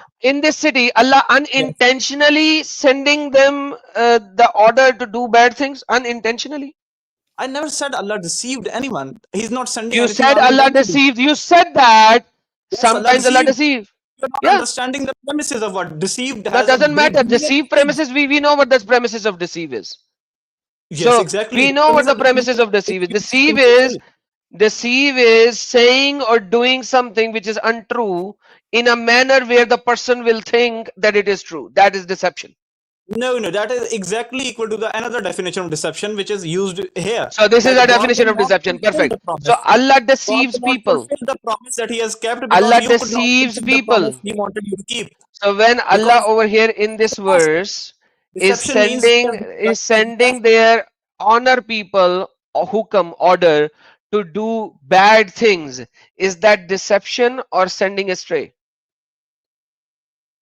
deception is a form of not fulfilling God's I'm agreement asking to you a you that He simple will question over here. I did not ask you the definition of deception right now. I said here, when Allah is sending the rich 1 minute, people only one. order Yes. to do bad things, is this a deception or sending astray? This is the renunciation of the agreement. And No is renunciation. Is this deception. sending them astray? Because he's sending an order to them. It is deception. Listen, Because listen, it is listen. not the fulfillment Listen, of God's Hassan, agreement. Hassan, listen. I have opened Urdu translation because you are speaking with your friends in Urdu. Why? So that you could comprehend what it says in Urdu easily. Here Allah is giving hukam, that is order, so that they people will actually do nafarmaniya, which is bad deeds. Allah Yes. is giving hukam, that I is order, understand it. I to know the what you're rich trying to say. people, Not being too Urdu. to I the know rich Urdu people language. that they will do khoob nafarmaniya, means many bad deeds. Now Allah is ordering people to do bad things. Is it deception? Is it sending people astray? Pick one. 2 lines. Let me speak. No, first tell me, is it a deception or sending people astray? Sending astray is deception. Because Okay, it is sending not astray is, fulfillment of so God's it agreement. is okay, perfect. Guys, remember, sending people astray is deception. So when Allah Yes. is doing this over here, is He sending people astray? Sending astray is deception. Yes, he is sending them astray by virtue that So they he's could not so keep he's their sending agreement. them astray. So he's sending the rich people astray, which were not astray before. Because if No. they They were cannot fulfill already astray before, Allah would not have to Allah cannot destroy the city. So to destroy the city, Allah had to send people astray, so that he orders to send He people should astray. not He shout. orders them to I go can hear you. astray so that he God could save destroy the himself. city. I can hear you. Do not shout. This is the You form of are respect. shouting from the last 20 minutes, so stop My saying bad. that. My If you listen my from the YouTube, your voice is so loud, it's unbelievable. So now listen to this point. You just yes. agreed deceiving and sending astray is the same thing. Because And now deceiving you means said, the you representation of said agreement. Allah send these people astray. Before sending these people Yes. astray, Allah could not have destroyed the city. So he ordered hukam. He ordered the people to go astray. He ordered the people to go astray. Yes. Why did Then he he order them? destroyed the Because he city. could fulfill the premises. Obviously, he does not The order premises anyone. is, did he? It says he ordered. Well, Yes, he ordered. Hassan said earlier that Allah can deceive. Yeah. Yes, he And he can deceived. renunciate Yeah, where agreements. are we can going with renunciate this? agreements. God can renunciate agreements if you do not fulfill them. That is what a premise is. This city could not fulfill the premise. God renunciated the Where does agreement it and say that the them city did not astray. fulfill the premise? The city was ordered to not fulfill the premise so that it could be destroyed. It Is it says, saying that? और जब हम Where is इरादा it saying that? करते हैं कि Yes. तबाह कर दे किसी इरादा बस्ती करते हैं. को, They want to destroy the city, not और to. जब हम shut up, I'm reading it Urdu to you so that you could comprehend. और जब हम इरादा करते हैं तबाह कर दें किसी बस्ती को, तो हम इसके खुशहाल लोगों को हुक्म देते हैं. When God intends to destroy a city, he orders the people to go astray. He deceives them to go astray, according to you. Yes. Let me speak. You do not let me speak. You let me speak. You have been speaking for the last half an hour. Please do not laugh. We cannot. I'm laughing because of your stupidity, my friend. I can be Nothing more. stupid, but you have to be All right, responsible. I know you it's are. time for me to bounce. Let me speak. So for one line merely, we have to say that nowhere in this verse it says that God ordered them to not complete their premises. Rather, It God said, ordered. yes. Yes. He ordered them not to fulfill their premise because he ordered them to do No. wrong deeds. Wrong Yes. deeds is not fulfilling the premise. So No. yes, he ordered them not to fulfill the premise by doing wrong deeds. He ordered them. Non sequitur. He ordered them to do wrong deeds as a form of destruction, not as a form of not fulfilling their premises. God's order is in fact created from the fact of not creating their evidence. Okay, my friend, listen. I had a good laugh, a good time. Thank you so much for joining in. Next time, send somebody better, okay? Who would actually tell me something, okay? Because that's not what the verse is saying. Even in Arabic, in Urdu, in English, it is Wa'iza aradana. Aradana means irada karna, means when he wants. Yes, he can want. By why does he want that? I don't bloody care why he wants it, because if he wants to destroy it because they were already doing bad deeds, then he would not order them to do bad things. That's why he wants them to destroy them. Because They then cannot he fulfill the premises. He wants them to destroy them. You're stupid. Listen, Mr. Stupid. He wants to destroy a city. At that time, people were not doing bad things. But then he orders them to bad things. Not fulfill their purpose. Then he orders them to destroy them. No, he says then he orders them to do bad things. Yes, he did order them to do bad deeds, but not due to the fact of renunciation of their premises. God had tested them on their premises. Okay, thank you. We heard you. The people heard you. Thank you so very much for coming up. Have a nice time. Okay? Say bye-bye to everyone. I think we had enough discussion today. How about we join in next time? Yes, I'll come tomorrow as well. Why not? Okay, no tomorrow. We are not doing any stream tomorrow. Come Saturday. I will destroy you in Urdu as well. Okay. God Well, bless you, Hassan. let it be, shall we? Remember my name. Why not, eh? Hassan Abdullah. Whenever you are in queue, I will get you. Okay. Don't try to Yes, run away yes. suddenly. Okay. I I have will. not run away. I have not ran away in the So past hour, so I think, and so you cannot even escape one point. You okay. merely laugh. You're what on Yeah. earth are you Okay. comic? Then you say bye bye to everyone now and leave in a nice way. Okay. Farewell, farewell, farewell Farewell. to all Thank you. fellows. Farewell. Farewell. Take care. Bye. So anyhow, Mr. Jeff, do you Yeah, see the deception that Allah can be a deceiver? He said that. Do you he did see that say that. Allah can be a deceiver? Allah can be a liar, but the lies he does to do good intention and all that kind of stuff, and he deceives the people as well. He deceived the ones who also try to deceive Allah as well. So, so when I was talking about lies, the exception I just showed you, even Allah lies in the Quran. Even to Muhammad, he lied. To Muhammad's followers, he lied.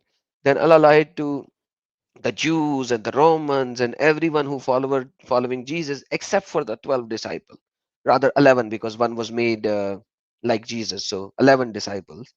And then Allah did not tell them for 600 years that he made a deception of another Jesus who was one of the disciple of Allah.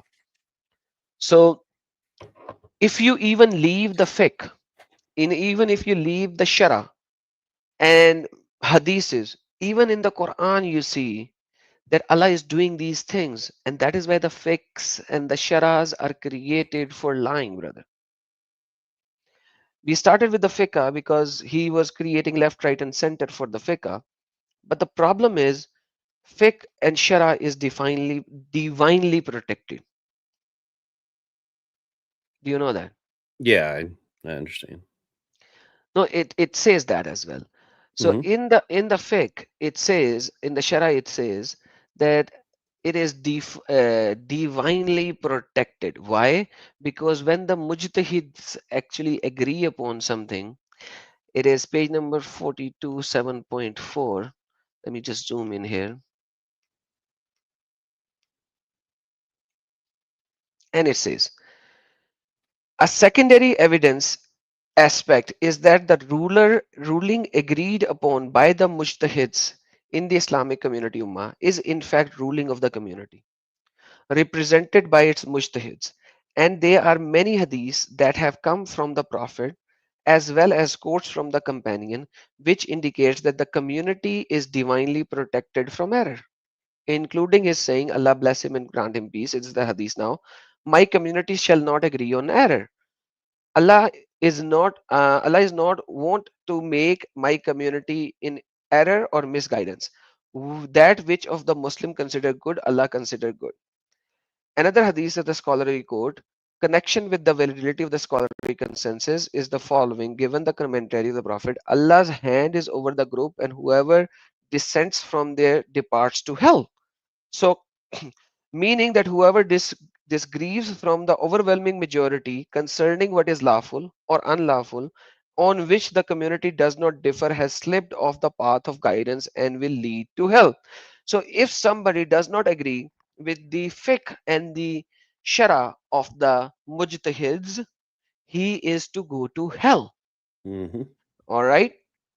So, in Sunni Islam, for Sunni school jurisprudence do not necessarily play a role of scholarly consensus, but Ibn Salah reported there are scholarly consensus on its having unlawful to follow the ruling from the schools other than those of the four Imam. So you have to stick with one of the four Imam Hmm. and follow the ruling, full stop. Meaning, in one's personal work, let alone give court verdicts or formal legal opinion to people from them because of the unworthiness of the aspiration of such ruling to the scholars who reportedly gave them. So, when he was saying he will go against this and try to go to Sunnah and Hadith, he's an idiot because this is divinely protected. He has to follow it, at least one of it, or he is in hell according to hadiths, and he is going against the Quran and the hadith because it is divinely protected. protected. It is divinely protected. Right. So Yeah, you I have to understand the follow concept. one of the mujtahid as is. So even if one of the mujtahid is saying you cannot give the sin or etc to others, which is the hadith as well, and he gives the example of even stealing, that is to remain as is. He has to follow it. He cannot challenge it. He can migrate from that city. Yes, he can.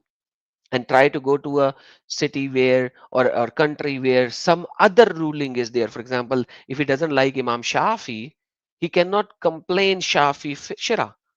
He can go to Hanbali country where there is Hanbali Shara, or Hanafi country where there is Hanafi Shara. And But he these don't can always agree with each other, right? they do not always agree to an extent where very minor details. For example, uh, when you attack a non-Muslim country, you have to give uh, jizya. Non-Muslims have to give jizya. Imam Abu Hanifa created 4 segments for Sharia, for jizya. Like the rich will give this much, the poor will give this much, the ultra rich will give this much, and the mediocre families will give this much. Hmm. But Imam Shafi said it doesn't matter. Allah did not define it. Everyone has to give this much. So jizya has to be given, but how much has to be given by which category is differed upon them. I see. Uh, cut the hands of the thief. Yes, everyone has to cut the hand of the thief. But if he steals the first time, cut the right hand. If he steals the second time, do you cut the left hand or the left foot? That might be debatable. Murtad should be killed according to Islam. But should he be given 3 days to repent, or 3 weeks to repent, or X amount of time when the Islamic scholars are talking with him, and when they finally tells you that okay, he's not going to repent, hence kill him. So how many days needs to be given to the murtad or apostate before he could be killed? That is debating. How the murtad should be killed, that is debatable. But not that the murtad cannot be killed. So, Right.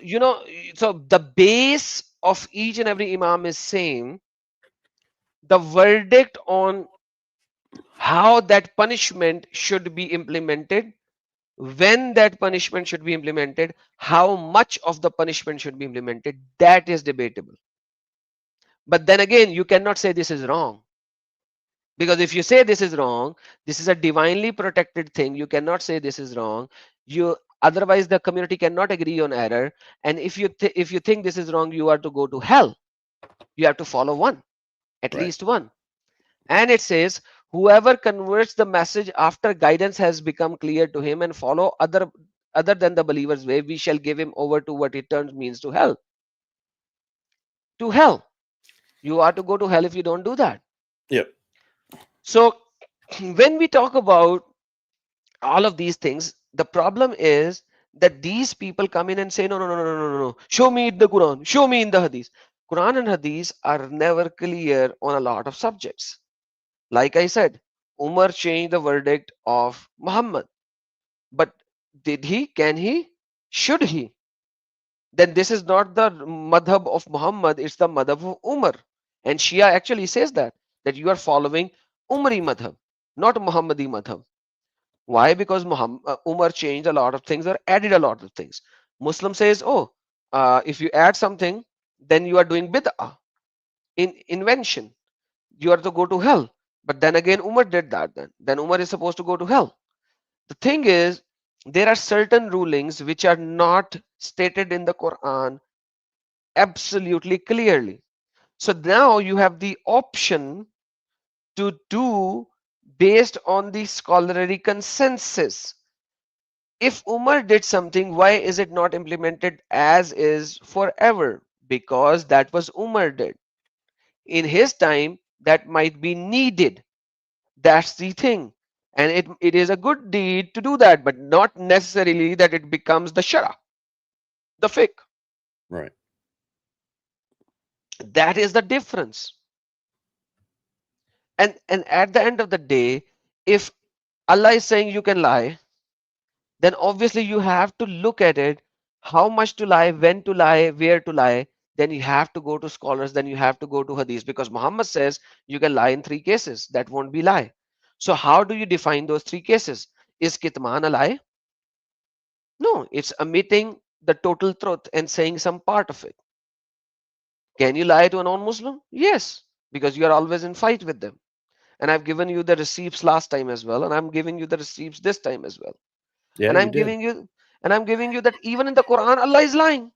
And our friend over here said, why would Allah lie to begin with? He said, like, Allah does not need to lie. But then again, we saw that Allah lied. Allah lied in the Quran itself. So then he was like, oh, it was a lie because it was not a lie. What do you mean by it was lie, but it was not a lie? Isn't that very silly to say that it was a lie, but it wasn't a lie? A lie is a lie. Yeah, pretty much. So there is nothing that you can say that can save you from this particular aspect, because it's lie, lie is lie. No matter what you do, a lie is a lie. And Allah lied to his own followers. Allah lies to his opponents. Allah lied to the city, people of the city, by giving them order to do bad things so that he could destroy the city. That was his intention. Yeah, I'm not sure if that can be considered a lie. I mean, it says right there in the Quran that this is what I did. He just sent them down the wrong path. Seemed like he owned Ordered up them. to that one. Yeah. Ordered them to go to the wrong path. So we have some super chats, and I showed them because the heated discussion, I did not read them. So let me just read them and see what is happening. Motorcycle Matt said, Adam, loving your new streams and their format. Keep up the good work. My God is shepherd who goes out of his way to find the lost sheep. And then we have this so-called God. Absolutely, man. You are so right. You see, on one side, God said, I am here for the people who are astray, for the sinners. He loves everyone. He comes for the sinner. If people are not sinners, why would God has to come to this world? To save who? If nobody is a sinner, why does he has to come to save anybody? The purpose of God is not to send people astray who are already astray, or not to not guide the people who are already not guided. The purpose of God is to guide the people who are not guided. That is the purpose. Otherwise, there's no need for the people. So if you are already on the right path, why do I need you to guide?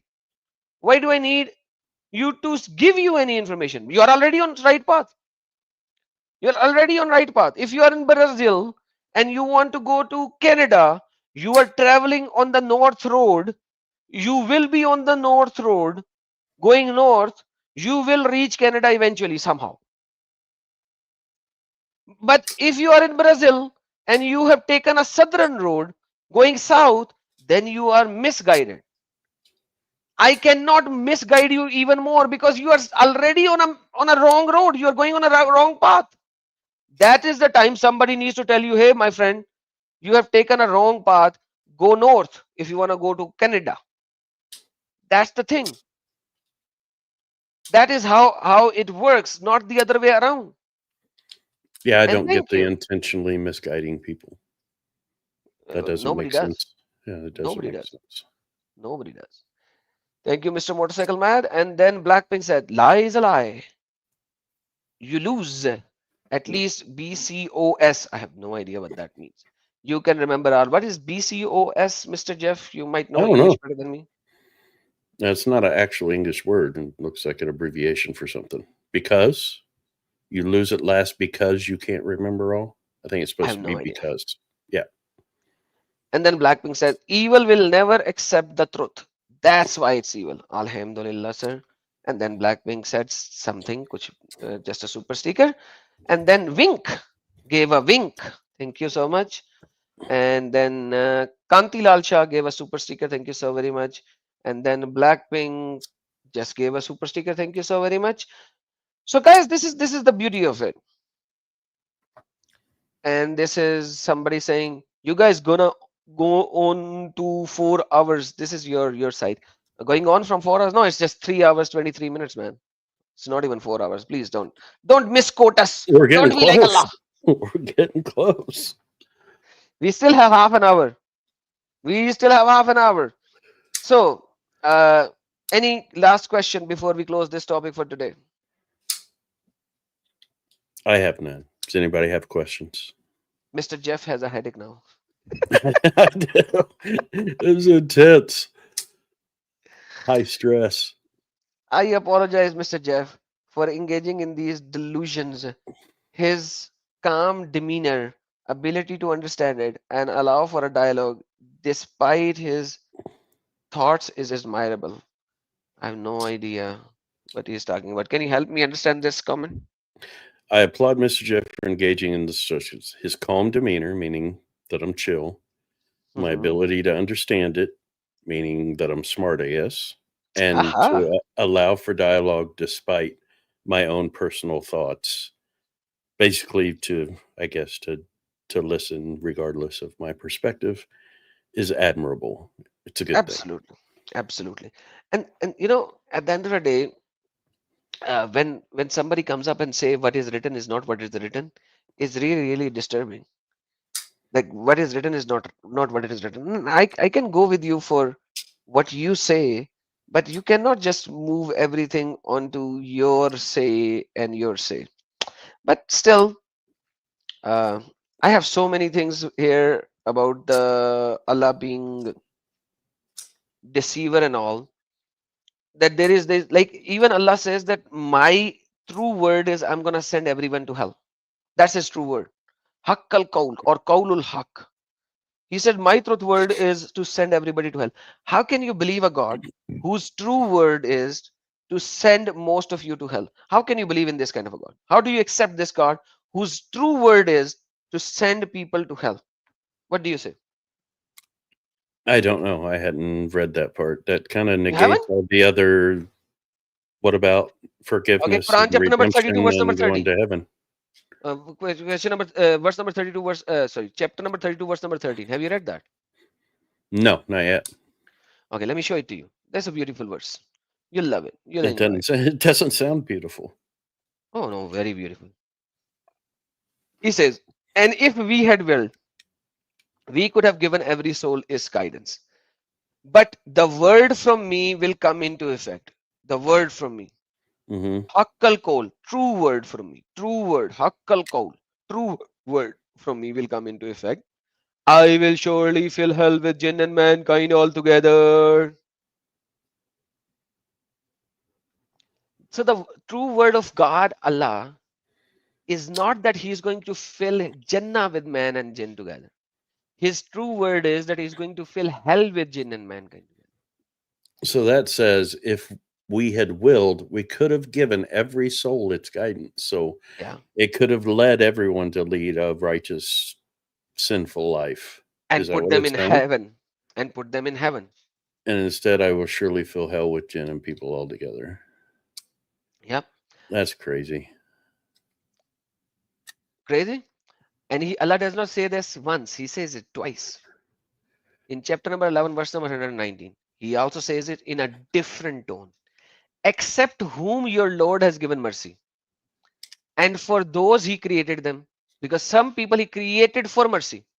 But the word of your Lord, once again, it is they forget the true. No, here Kalamatu Rabbi, there's no true here. Is to be fulfilled. I will surely fill hell with jinn and mankind together. So if Allah is saying that He is not even going to give guidance to every soul, and is Allah is saying that He is going to give mercy to only a few people, then when Allah is saying that He created certain souls for hell, because you had this question that it does assumes that it's the other way around. When I read chapter number 7, verse number 179, now with that being in mind, think about it. He created certain soul for hell because that's His true word, and that is why he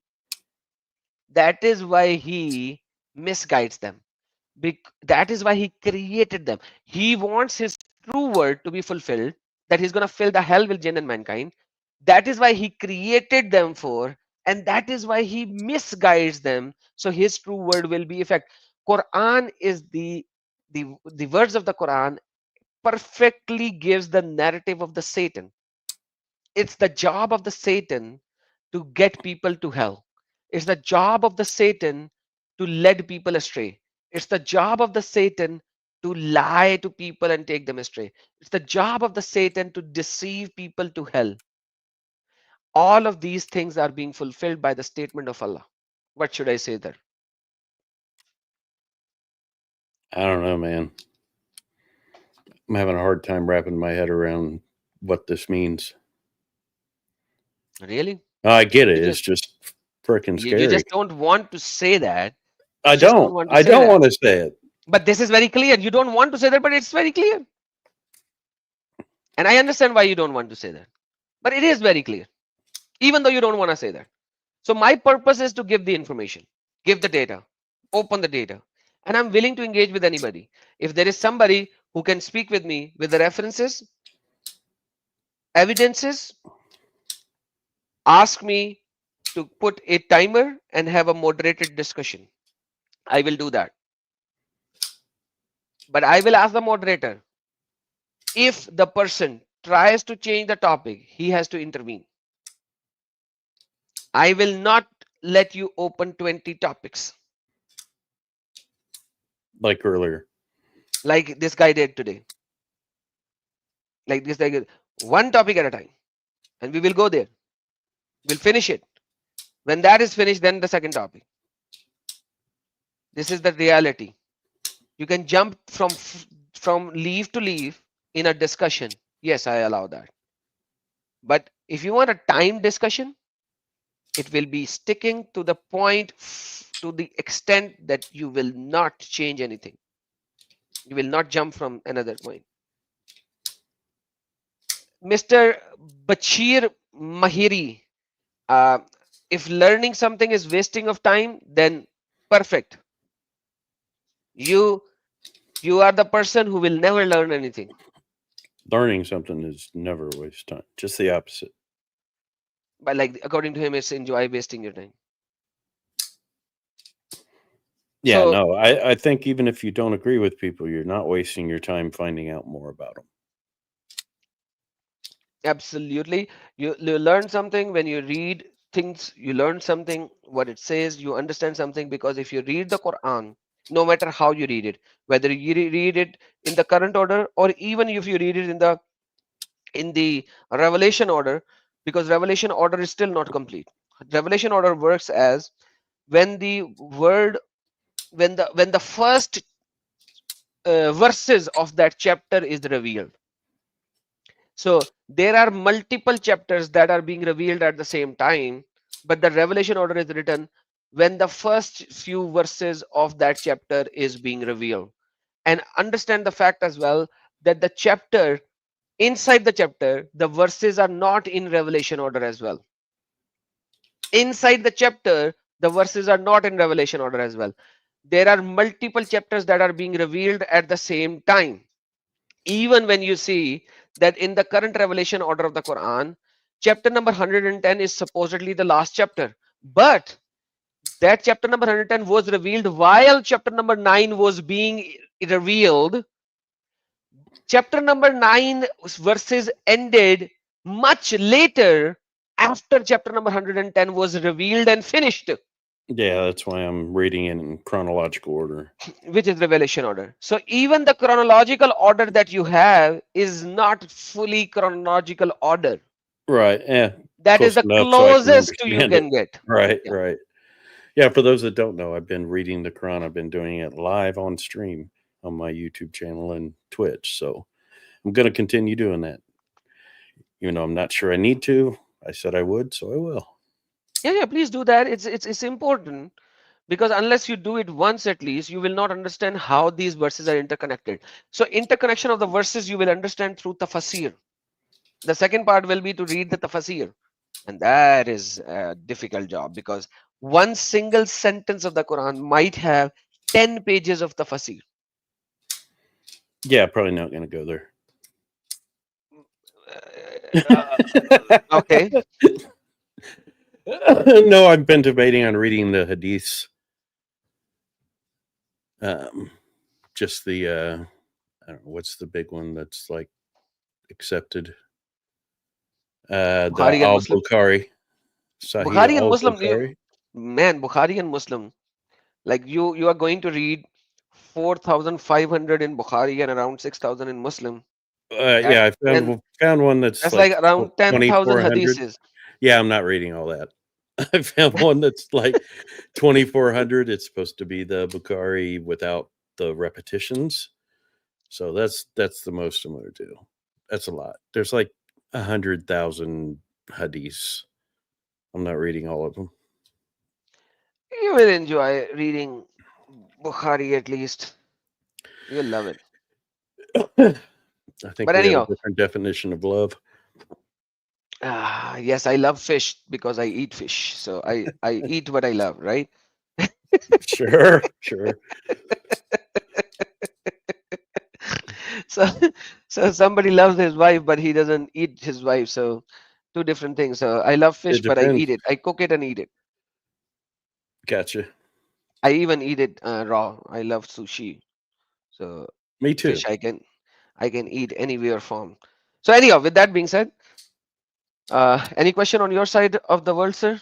I No, don't see any sir. question on my side of the world. Nope. Looks like we're good. Appreciate Perfect. everybody hanging out, listening to this madness. I like madness, you know. I know. You're a little mad. Perfect. I like it. Take care, guys. Have a lovely day, evening, or night, wherever you are. And thank you for being here. Remember, stay away from Islam. Allahu Asgar wa Yeshua Akbarul Azim. God bless you all.